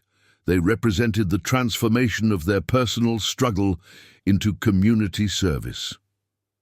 "Abraham," Clara said, holding up her latest drawing, "I added something new." The drawing showed the completed barn school with children playing in the garden, adults gathered in conversation, and families sharing meals at outdoor tables. But Clara had added one detail that made Abraham's breath catch. A small sign beside the front door that read, "Miller Family Learning Center." "Do you like it?" Clara asked. Abraham thought about his grandfather Samuel, who had earned this land through service to others, about the generations of people who had found safety and hope within these walls, about the legacy that he and Clara were now continuing in their own way. "I love it," Abraham said. "But are you sure about the name?" "We're a family," Clara said simply. "And families share their good things with other families. That's what makes the good things even better." Abraham looked at the architectural plans spread across their table, at Clara's artwork covering the walls, at the life they had built from fragments and determination. Tomorrow would bring new challenges: permit, applications to file, contractors to coordinate, community meetings to organize. But tonight he felt the deep satisfaction of work that honored both past and future, of building something that would outlast them both. The Miller Family Learning Center was more than Clara's vision made manifest. It was their answer to the question that had haunted Abraham since the fire destroyed their old life. What purpose would rise from the ashes of everything they had lost? Now he knew. They would build a place where other families could find the same gifts that loss had unexpectedly given them. The discovery that home was not a building, but a commitment to care for one another across all the complications that life could devise. Clara's welcome banner stretched across the barn's main entrance, hand-painted letters on white canvas declaring "Everyone belongs here" in cheerful blue and green. She had worked on it for 3 days, carefully measuring each letter and adding small decorative flowers around the border. The banner represented more than just decoration. It embodied the philosophy that would guide their learning center and serve as a promise to every family who walked through their doors. Abraham stood beside Clara on this crisp February morning, watching as volunteers from throughout the community arrived for the barn raising that would begin construction of the educational addition. Margaret Yoder directed the arrival of covered dishes for the communal lunch, while David Hoffman coordinated the legal observers who would document that all work met code requirements. "Look how many people came," Clara whispered, her voice filled with wonder. Abraham counted at least 40 adults and a dozen children spreading across their property, contractors with tool belts, parents carrying supplies, teenagers eager to learn construction skills, and elderly community members who had come to provide encouragement and witness this continuation of barn-raising traditions that stretched back generations. But not everyone who arrived that morning came as supporters. Earl Hutchinson's car pulled into their driveway at precisely 8 o'clock, followed by a van marked County Building Inspection. Hutchinson emerged with his lawyer, James Hartley, and 2 men in official uniforms who carried clipboards and wore expressions of bureaucratic skepticism. "Mr. Miller," Hutchinson called out, his voice carrying across the yard with unpleasant authority, "I'm here to inform you that we're filing an emergency injunction to stop this construction. You cannot proceed with building modifications until the title dispute is resolved. Abraham felt his stomach tighten, but he had expected this challenge. David Hoffman had warned him that Hutchinson would likely attempt to delay their progress through legal maneuvering, hoping to discourage community support and demonstrate that the Miller family couldn't provide the stability necessary for an educational facility. Mr. Hutchinson, Abraham replied calmly, our attorney has filed all required notices with the court. We have legal standing to proceed with improvements to our property. Property you don't legally own, Hartley interjected. My client purchased this land in good faith and has clear title. These construction activities constitute trespass and property damage. Clara stepped closer to Abraham, her small hand slipping into his. She stared at Hutchinson and Hartley with the frank assessment of a child who had learned to read adult motivations with uncomfortable accuracy. Are you the men who want to make us leave our home? She asked, with characteristic directness. Hutchinson's expression softened slightly in the face of Clara's innocence, but Hartley remained unmoved. Young lady, this isn't your home. It's private property that belongs to my client. But we belong here, Clara said with the certainty that had guided her since their first night in the barn. The barn told us so. David Hoffman approached the group with papers in his hand and the confident bearing of a man who had anticipated this confrontation. Gentlemen, I have copies of our title claim, the preliminary court ruling that establishes our right to occupy the property during proceedings and permits for all construction activities. Everything is properly documented. The building inspector, a middle-aged man named Roberts, studied David's papers while the second official, who identified herself as Fire Marshal Jensen, examined Clara's welcome banner with unexpected interest. What's the intended use for this facility? Marshal Jensen asked. Educational services, Abraham replied. A small alternative school serving 8 to 10 children initially. Licensed by the state? Licensing is in process. We're working with an educational consultant to ensure full compliance with all regulations. Roberts looked up from the paperwork. Mr. Miller, these permits appear to be in order, but they're contingent on resolved property ownership. If the court rules against your title claim, any improvements you make could be considered damage to another party's property. Abraham had known this was a risk, but the alternative, waiting months or years for the legal system to reach a final decision, would have meant missing the opportunity to open their school in September. Sometimes, he reflected, acting on faith required accepting significant risks. We're confident in our legal position, Abraham said, and we're prepared to take responsibility for our decisions. Hutchinson's face reddened with frustration. This is exactly the kind of irresponsible behavior I expected from squatters who think they can claim other people's property. These people have no business running a school. The word squatters hung in the morning air like an insult, and Abraham felt the attention of the gathered volunteers shift toward their confrontation. He was acutely aware that this moment would define how the community perceived their project as a legitimate educational initiative led by responsible adults, or as the desperate scheme of people who couldn't respect legal boundaries. Clara tugged on Abraham's sleeve, and when he bent down, she whispered something in his ear that made him smile despite the tension of the moment. Mr. Hutchinson, Abraham said, straightening up. Clara would like to ask you a question. I don't have time for— Please, Abraham interrupted gently. She's curious about something, and I think her question might help us all understand each other better.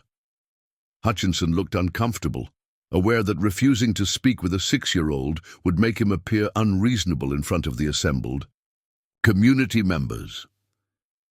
What's the question? Clara stepped forward with the careful dignity she brought to important conversations. Mr. Hutchinson, what do you want to build here if we have to leave? That's not really your concern, child. But I'm curious, Clara persisted. Abraham says that when people want to change things, they usually have a plan for something better. What's your plan? Hutchinson exchanged glances with his lawyer, clearly uncomfortable with Clara's directness. The property has development, potential, housing, commercial use. We're exploring various options, so you don't have a plan yet. We have several preliminary concepts under consideration. Clara nodded thoughtfully. And those concepts, would they help children learn things? Would they bring families together? Would they make the community stronger? Abraham watched Hutchinson struggle with Clara's questions, recognizing that she had identified the essential difference between their competing visions. One side offered concrete plans to serve identifiable community needs, while the other offered vague promises of development that might or might not benefit anyone beyond the property owner. "Look," Hutchinson said, his voice carrying defensive irritation, "this isn't about community service. It's about property rights and legal procedures. These people can't just decide they own land because they need a place to live." Margaret Yoder stepped forward from the group of volunteers, her voice carrying the authority of a respected community member. "Earl Hutchinson, I've known you since you were a boy, playing in your father's hardware store. You're not a cruel man, and I don't believe you want to harm children or families who are trying to build something good. This isn't personal, Margaret. It's business. Everything that affects children is personal," Margaret replied firmly, "and this learning center will serve children whose needs aren't being met by existing schools, including children from families you know and respect."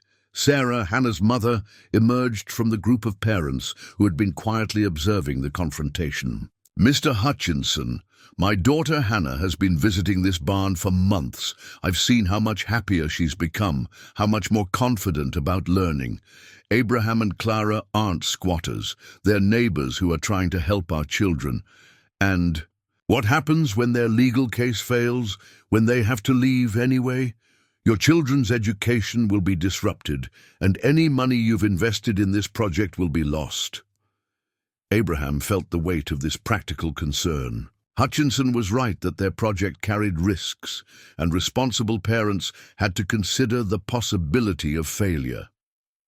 But he also knew that all meaningful endeavors required faith in unseen possibilities. "Mr. Hutchinson," Abraham said, "may I show you something?" He led the group into the barn, where Clara's artwork covered the walls and her architectural drawings showed the vision of the completed learning center. Abraham pulled out the surveys and historical documents that established the barn's Underground Railroad history, spreading them across his table alongside the modern educational plans. "This barn has been serving people who needed safe places for more than a century," Abraham said. "We're not trying to claim something that doesn't belong to us. We're trying to honor something that has always belonged to the community." Clara climbed onto a hay bale so she could address the adults at closer to eye level. "Mr. Hutchinson, do you have children?"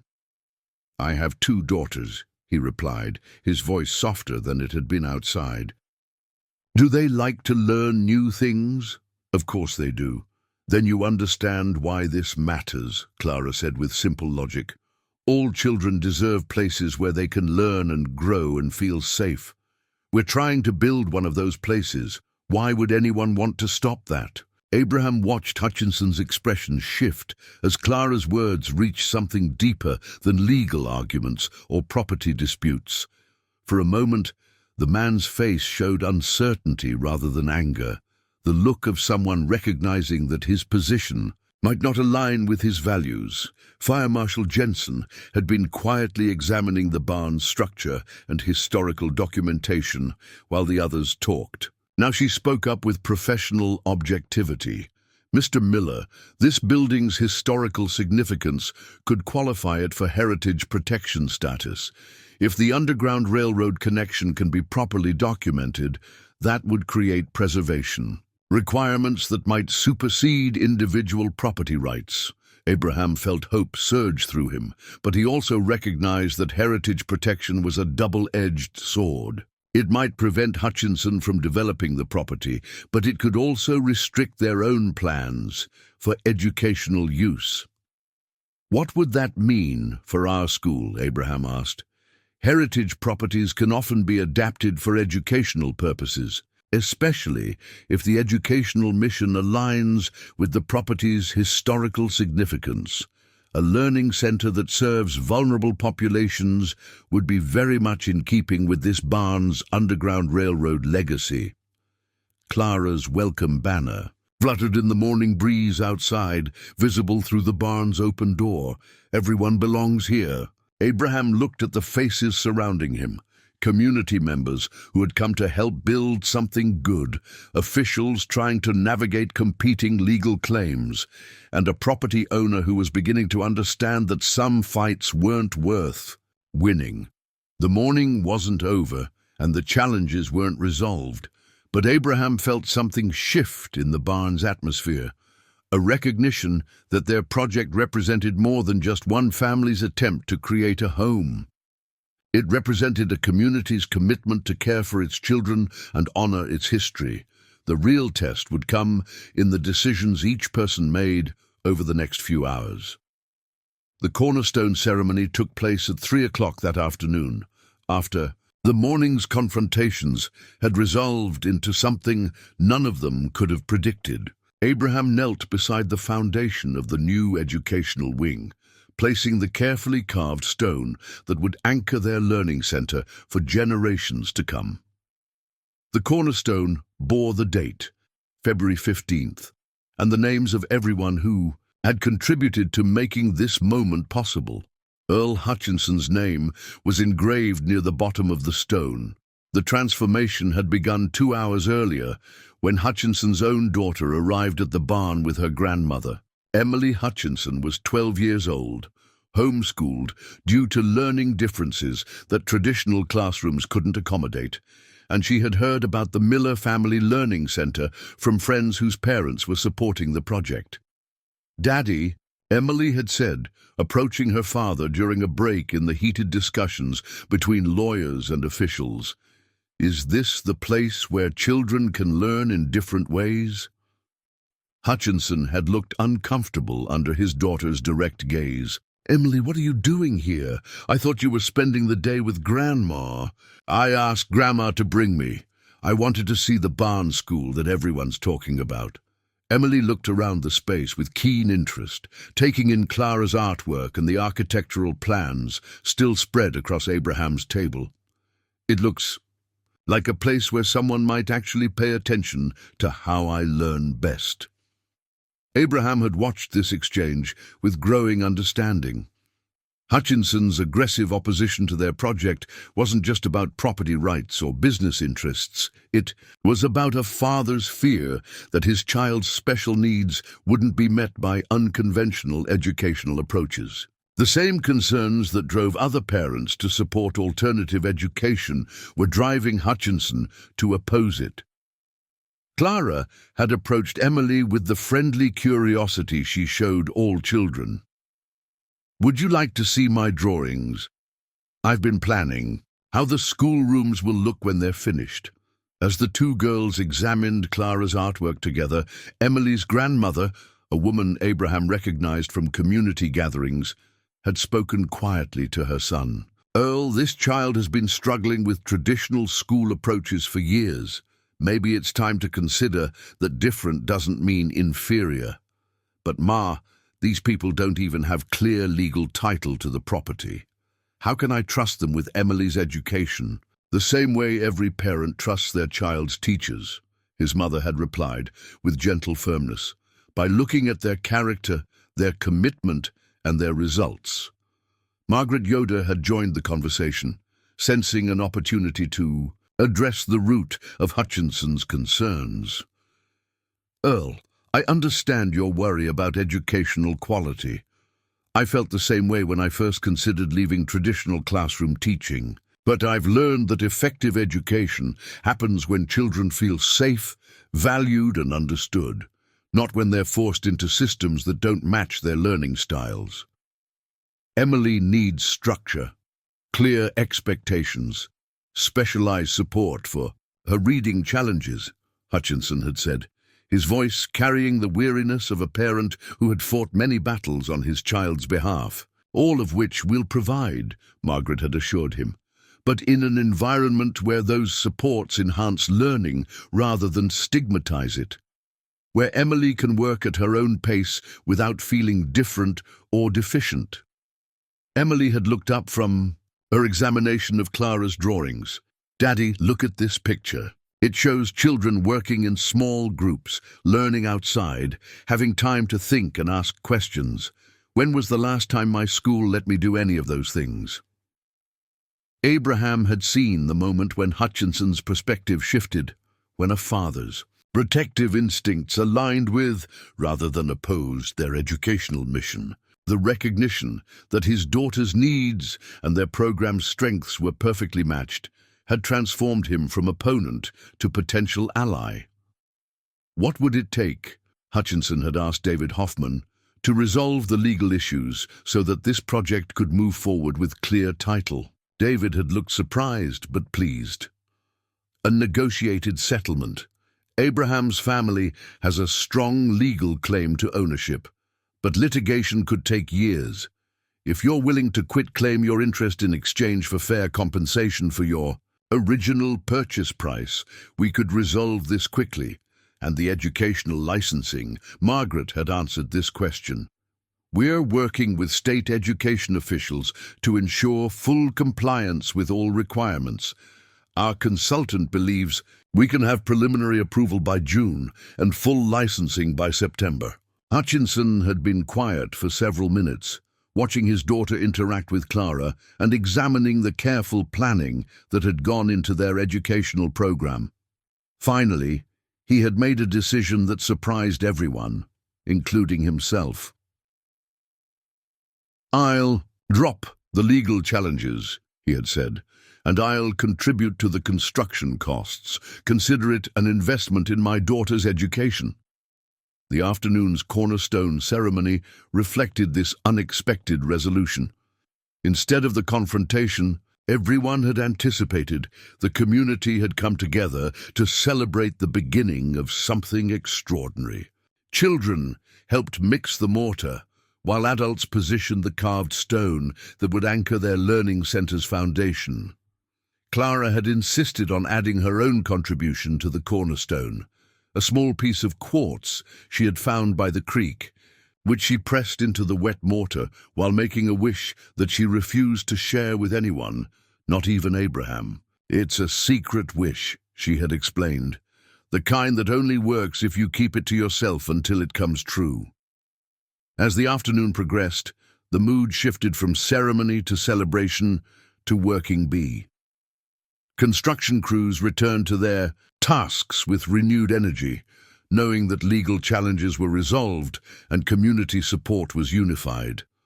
Walls began to rise from the foundation, and the educational wing took visible shape for the first time. Abraham found himself working alongside Hutchinson, the two men sharing the rhythm of construction work that made conversation both easier and more honest. "I owe you an apology," Hutchinson said as they carried lumber to the framing crew. "I was so focused on protecting my interests that I couldn't see how this project might actually serve them." "No apology needed," Abraham replied. "You were protecting your daughter. I understand that completely." Clara is remarkable, by the way. Emily hasn't opened up to another child this quickly in years. Abraham looked toward the barn, where Clara and Emily were working together on a new drawing, this one showing both girls teaching younger children in the completed learning center. "Clara has a gift for helping people feel welcome. She'll make Emily's transition to our program much easier." Assuming Emily qualifies for admission. Abraham smiled. "Clara's already decided that Emily belongs here. That's usually how our admissions process works." As the sun began to set, the volunteer workers gathered around the newly placed cornerstone for a final ceremony. Margaret Yoder had suggested that each family contributing to the project add their name to a time capsule that would be sealed into the foundation, a record of the community commitment that had made their learning center possible. Clara contributed her original charcoal drawing, the one she had created on their first night in the barn. Abraham added his grandfather's deed, the document that had revealed their legal claim to the land. Margaret included her teaching certificate and a letter explaining her educational philosophy.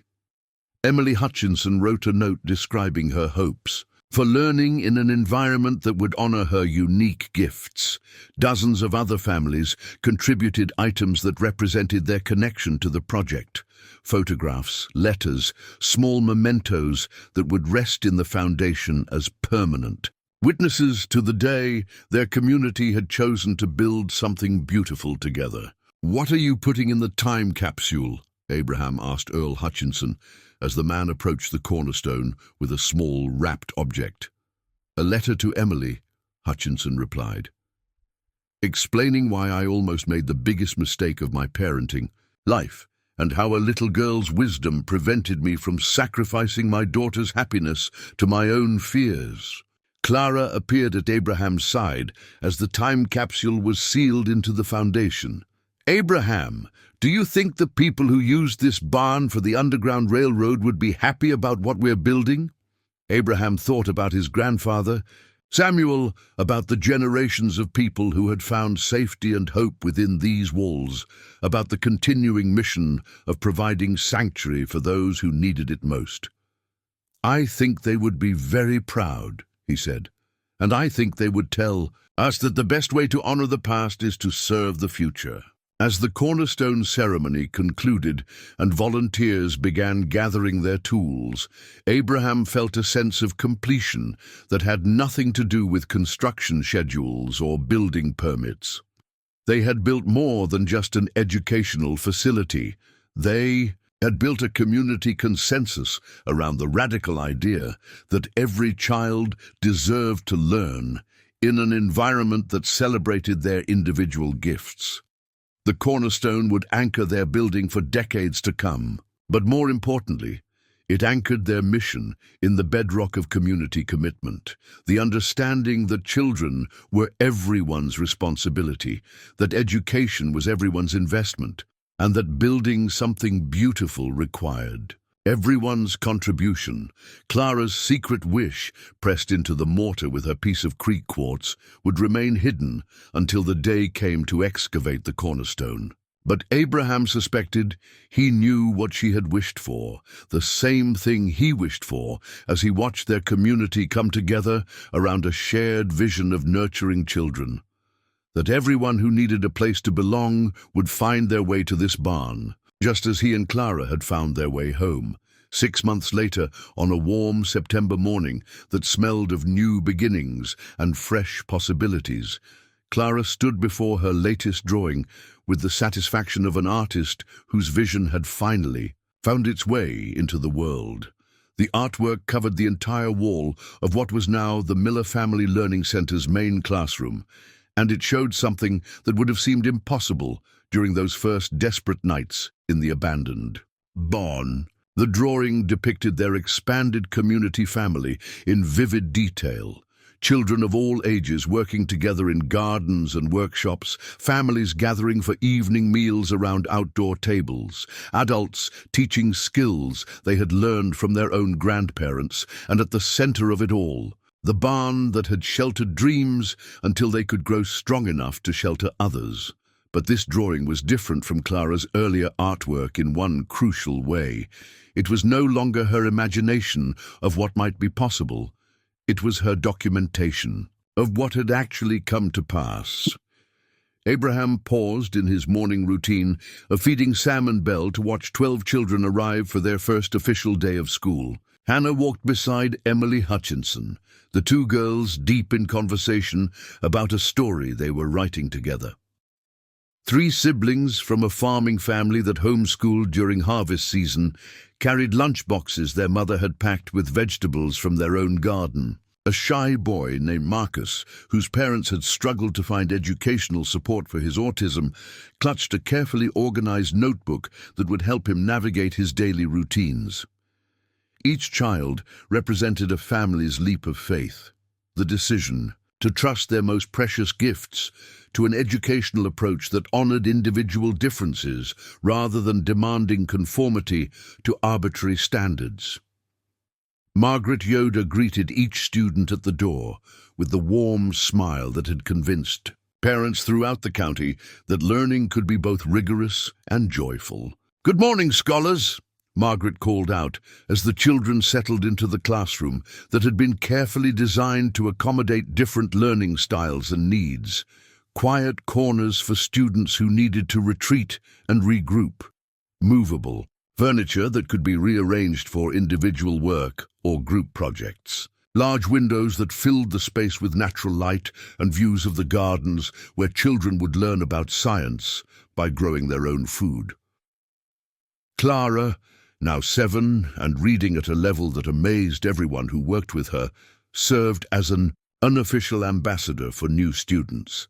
She had developed an intuitive ability to help other children feel welcome and understood, a gift that Margaret had learned to rely on when students struggled with transitions or confidence. "Marcus," Clara said to the quiet boy who sat near the window, "would you like to see the horses before we start morning meeting?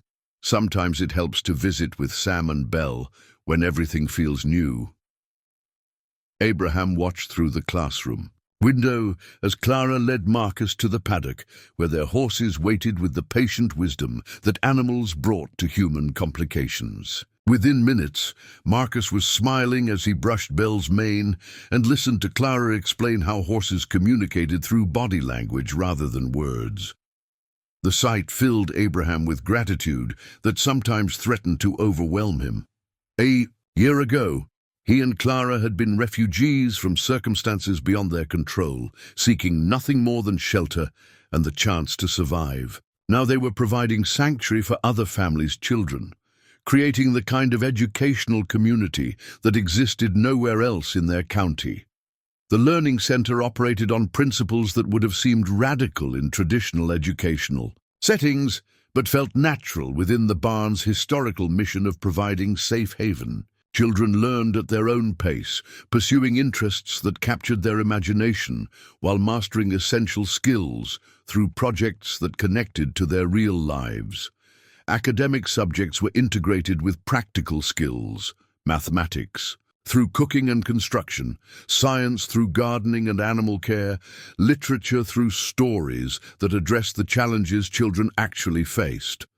"Abraham," Margaret called from the classroom doorway, "could you join us for morning meeting? The children have some questions about the barn's history, and I think they'd benefit from hearing the story directly from you." Abraham entered the classroom, where children sat in a circle on the colorful rug that community members had woven from donated materials. Each child's individual learning plan was documented in folders that emphasized growth and progress, rather than comparisons to arbitrary standards.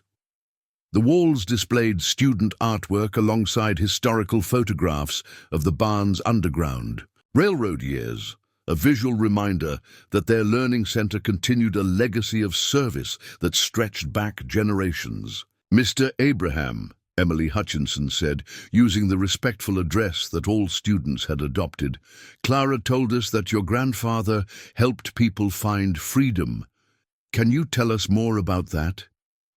Abraham settled into the rocking chair that had become his designated spot for storytelling, thinking about how to share complex historical truths with children whose own experiences of seeking safety would help them understand. "My grandfather Samuel believed that everyone deserved a safe place to learn and grow," Abraham began. "More than 100 years ago, this barn helped people who were traveling toward freedom.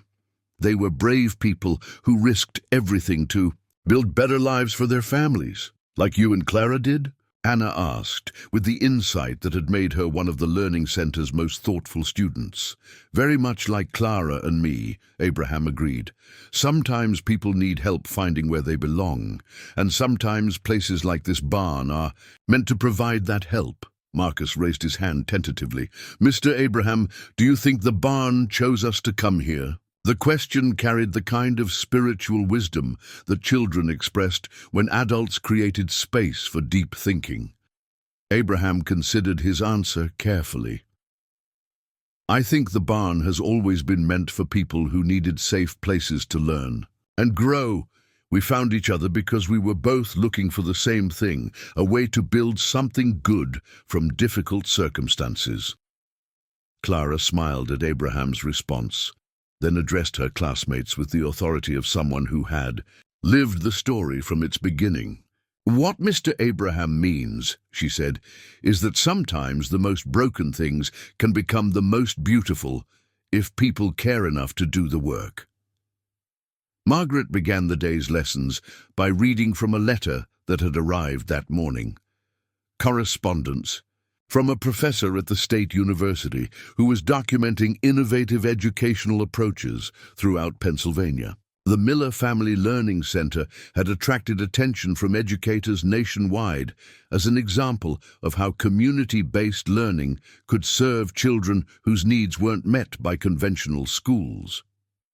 She wants to visit next month, Margaret explained, to the children, to interview you about your experiences here and learn about our teaching methods. Are we famous? Emily asked with excitement. We're not famous, Clara corrected gently. We're just an example of what happens when people work together to build something good. As the morning progressed, Abraham moved between his regular duties and his role as the Learning Center's coordinator of practical education. He supervised older students who were learning carpentry skills by building furniture for their classrooms. He worked with younger children who were studying mathematics by measuring ingredients for the bread they baked each week in their outdoor oven. He guided students through the process of caring for their expanding collection of animals, chickens that provided eggs for their cooking classes, goats that taught responsibility and produced milk for cheese-making projects. Each activity served multiple educational purposes while contributing to the Learning Center's goal of self-sufficiency. Students learned academic subjects through practical applications, developed life skills that would serve them regardless of their future paths, and experienced the satisfaction of contributing to their community's welfare. At lunchtime, families arrived for the weekly community meal that had become one of the Learning Center's most cherished traditions. Parents worked alongside children to prepare food grown in their gardens and cooked in their outdoor kitchen. Grandparents shared stories and skills passed down through generations. Siblings of different ages learned from each other in the natural mentoring relationships that flourished when artificial age segregation was removed. Earl Hutchinson appeared at Abraham's side as they watched their daughters collaborate on serving fresh bread to the assembled families. Abraham, he said quietly, I owe you more than an apology. I owe you thanks for showing me what education can look like when it's designed around children's needs rather than institutional convenience. Emily has thrived here, Abraham replied.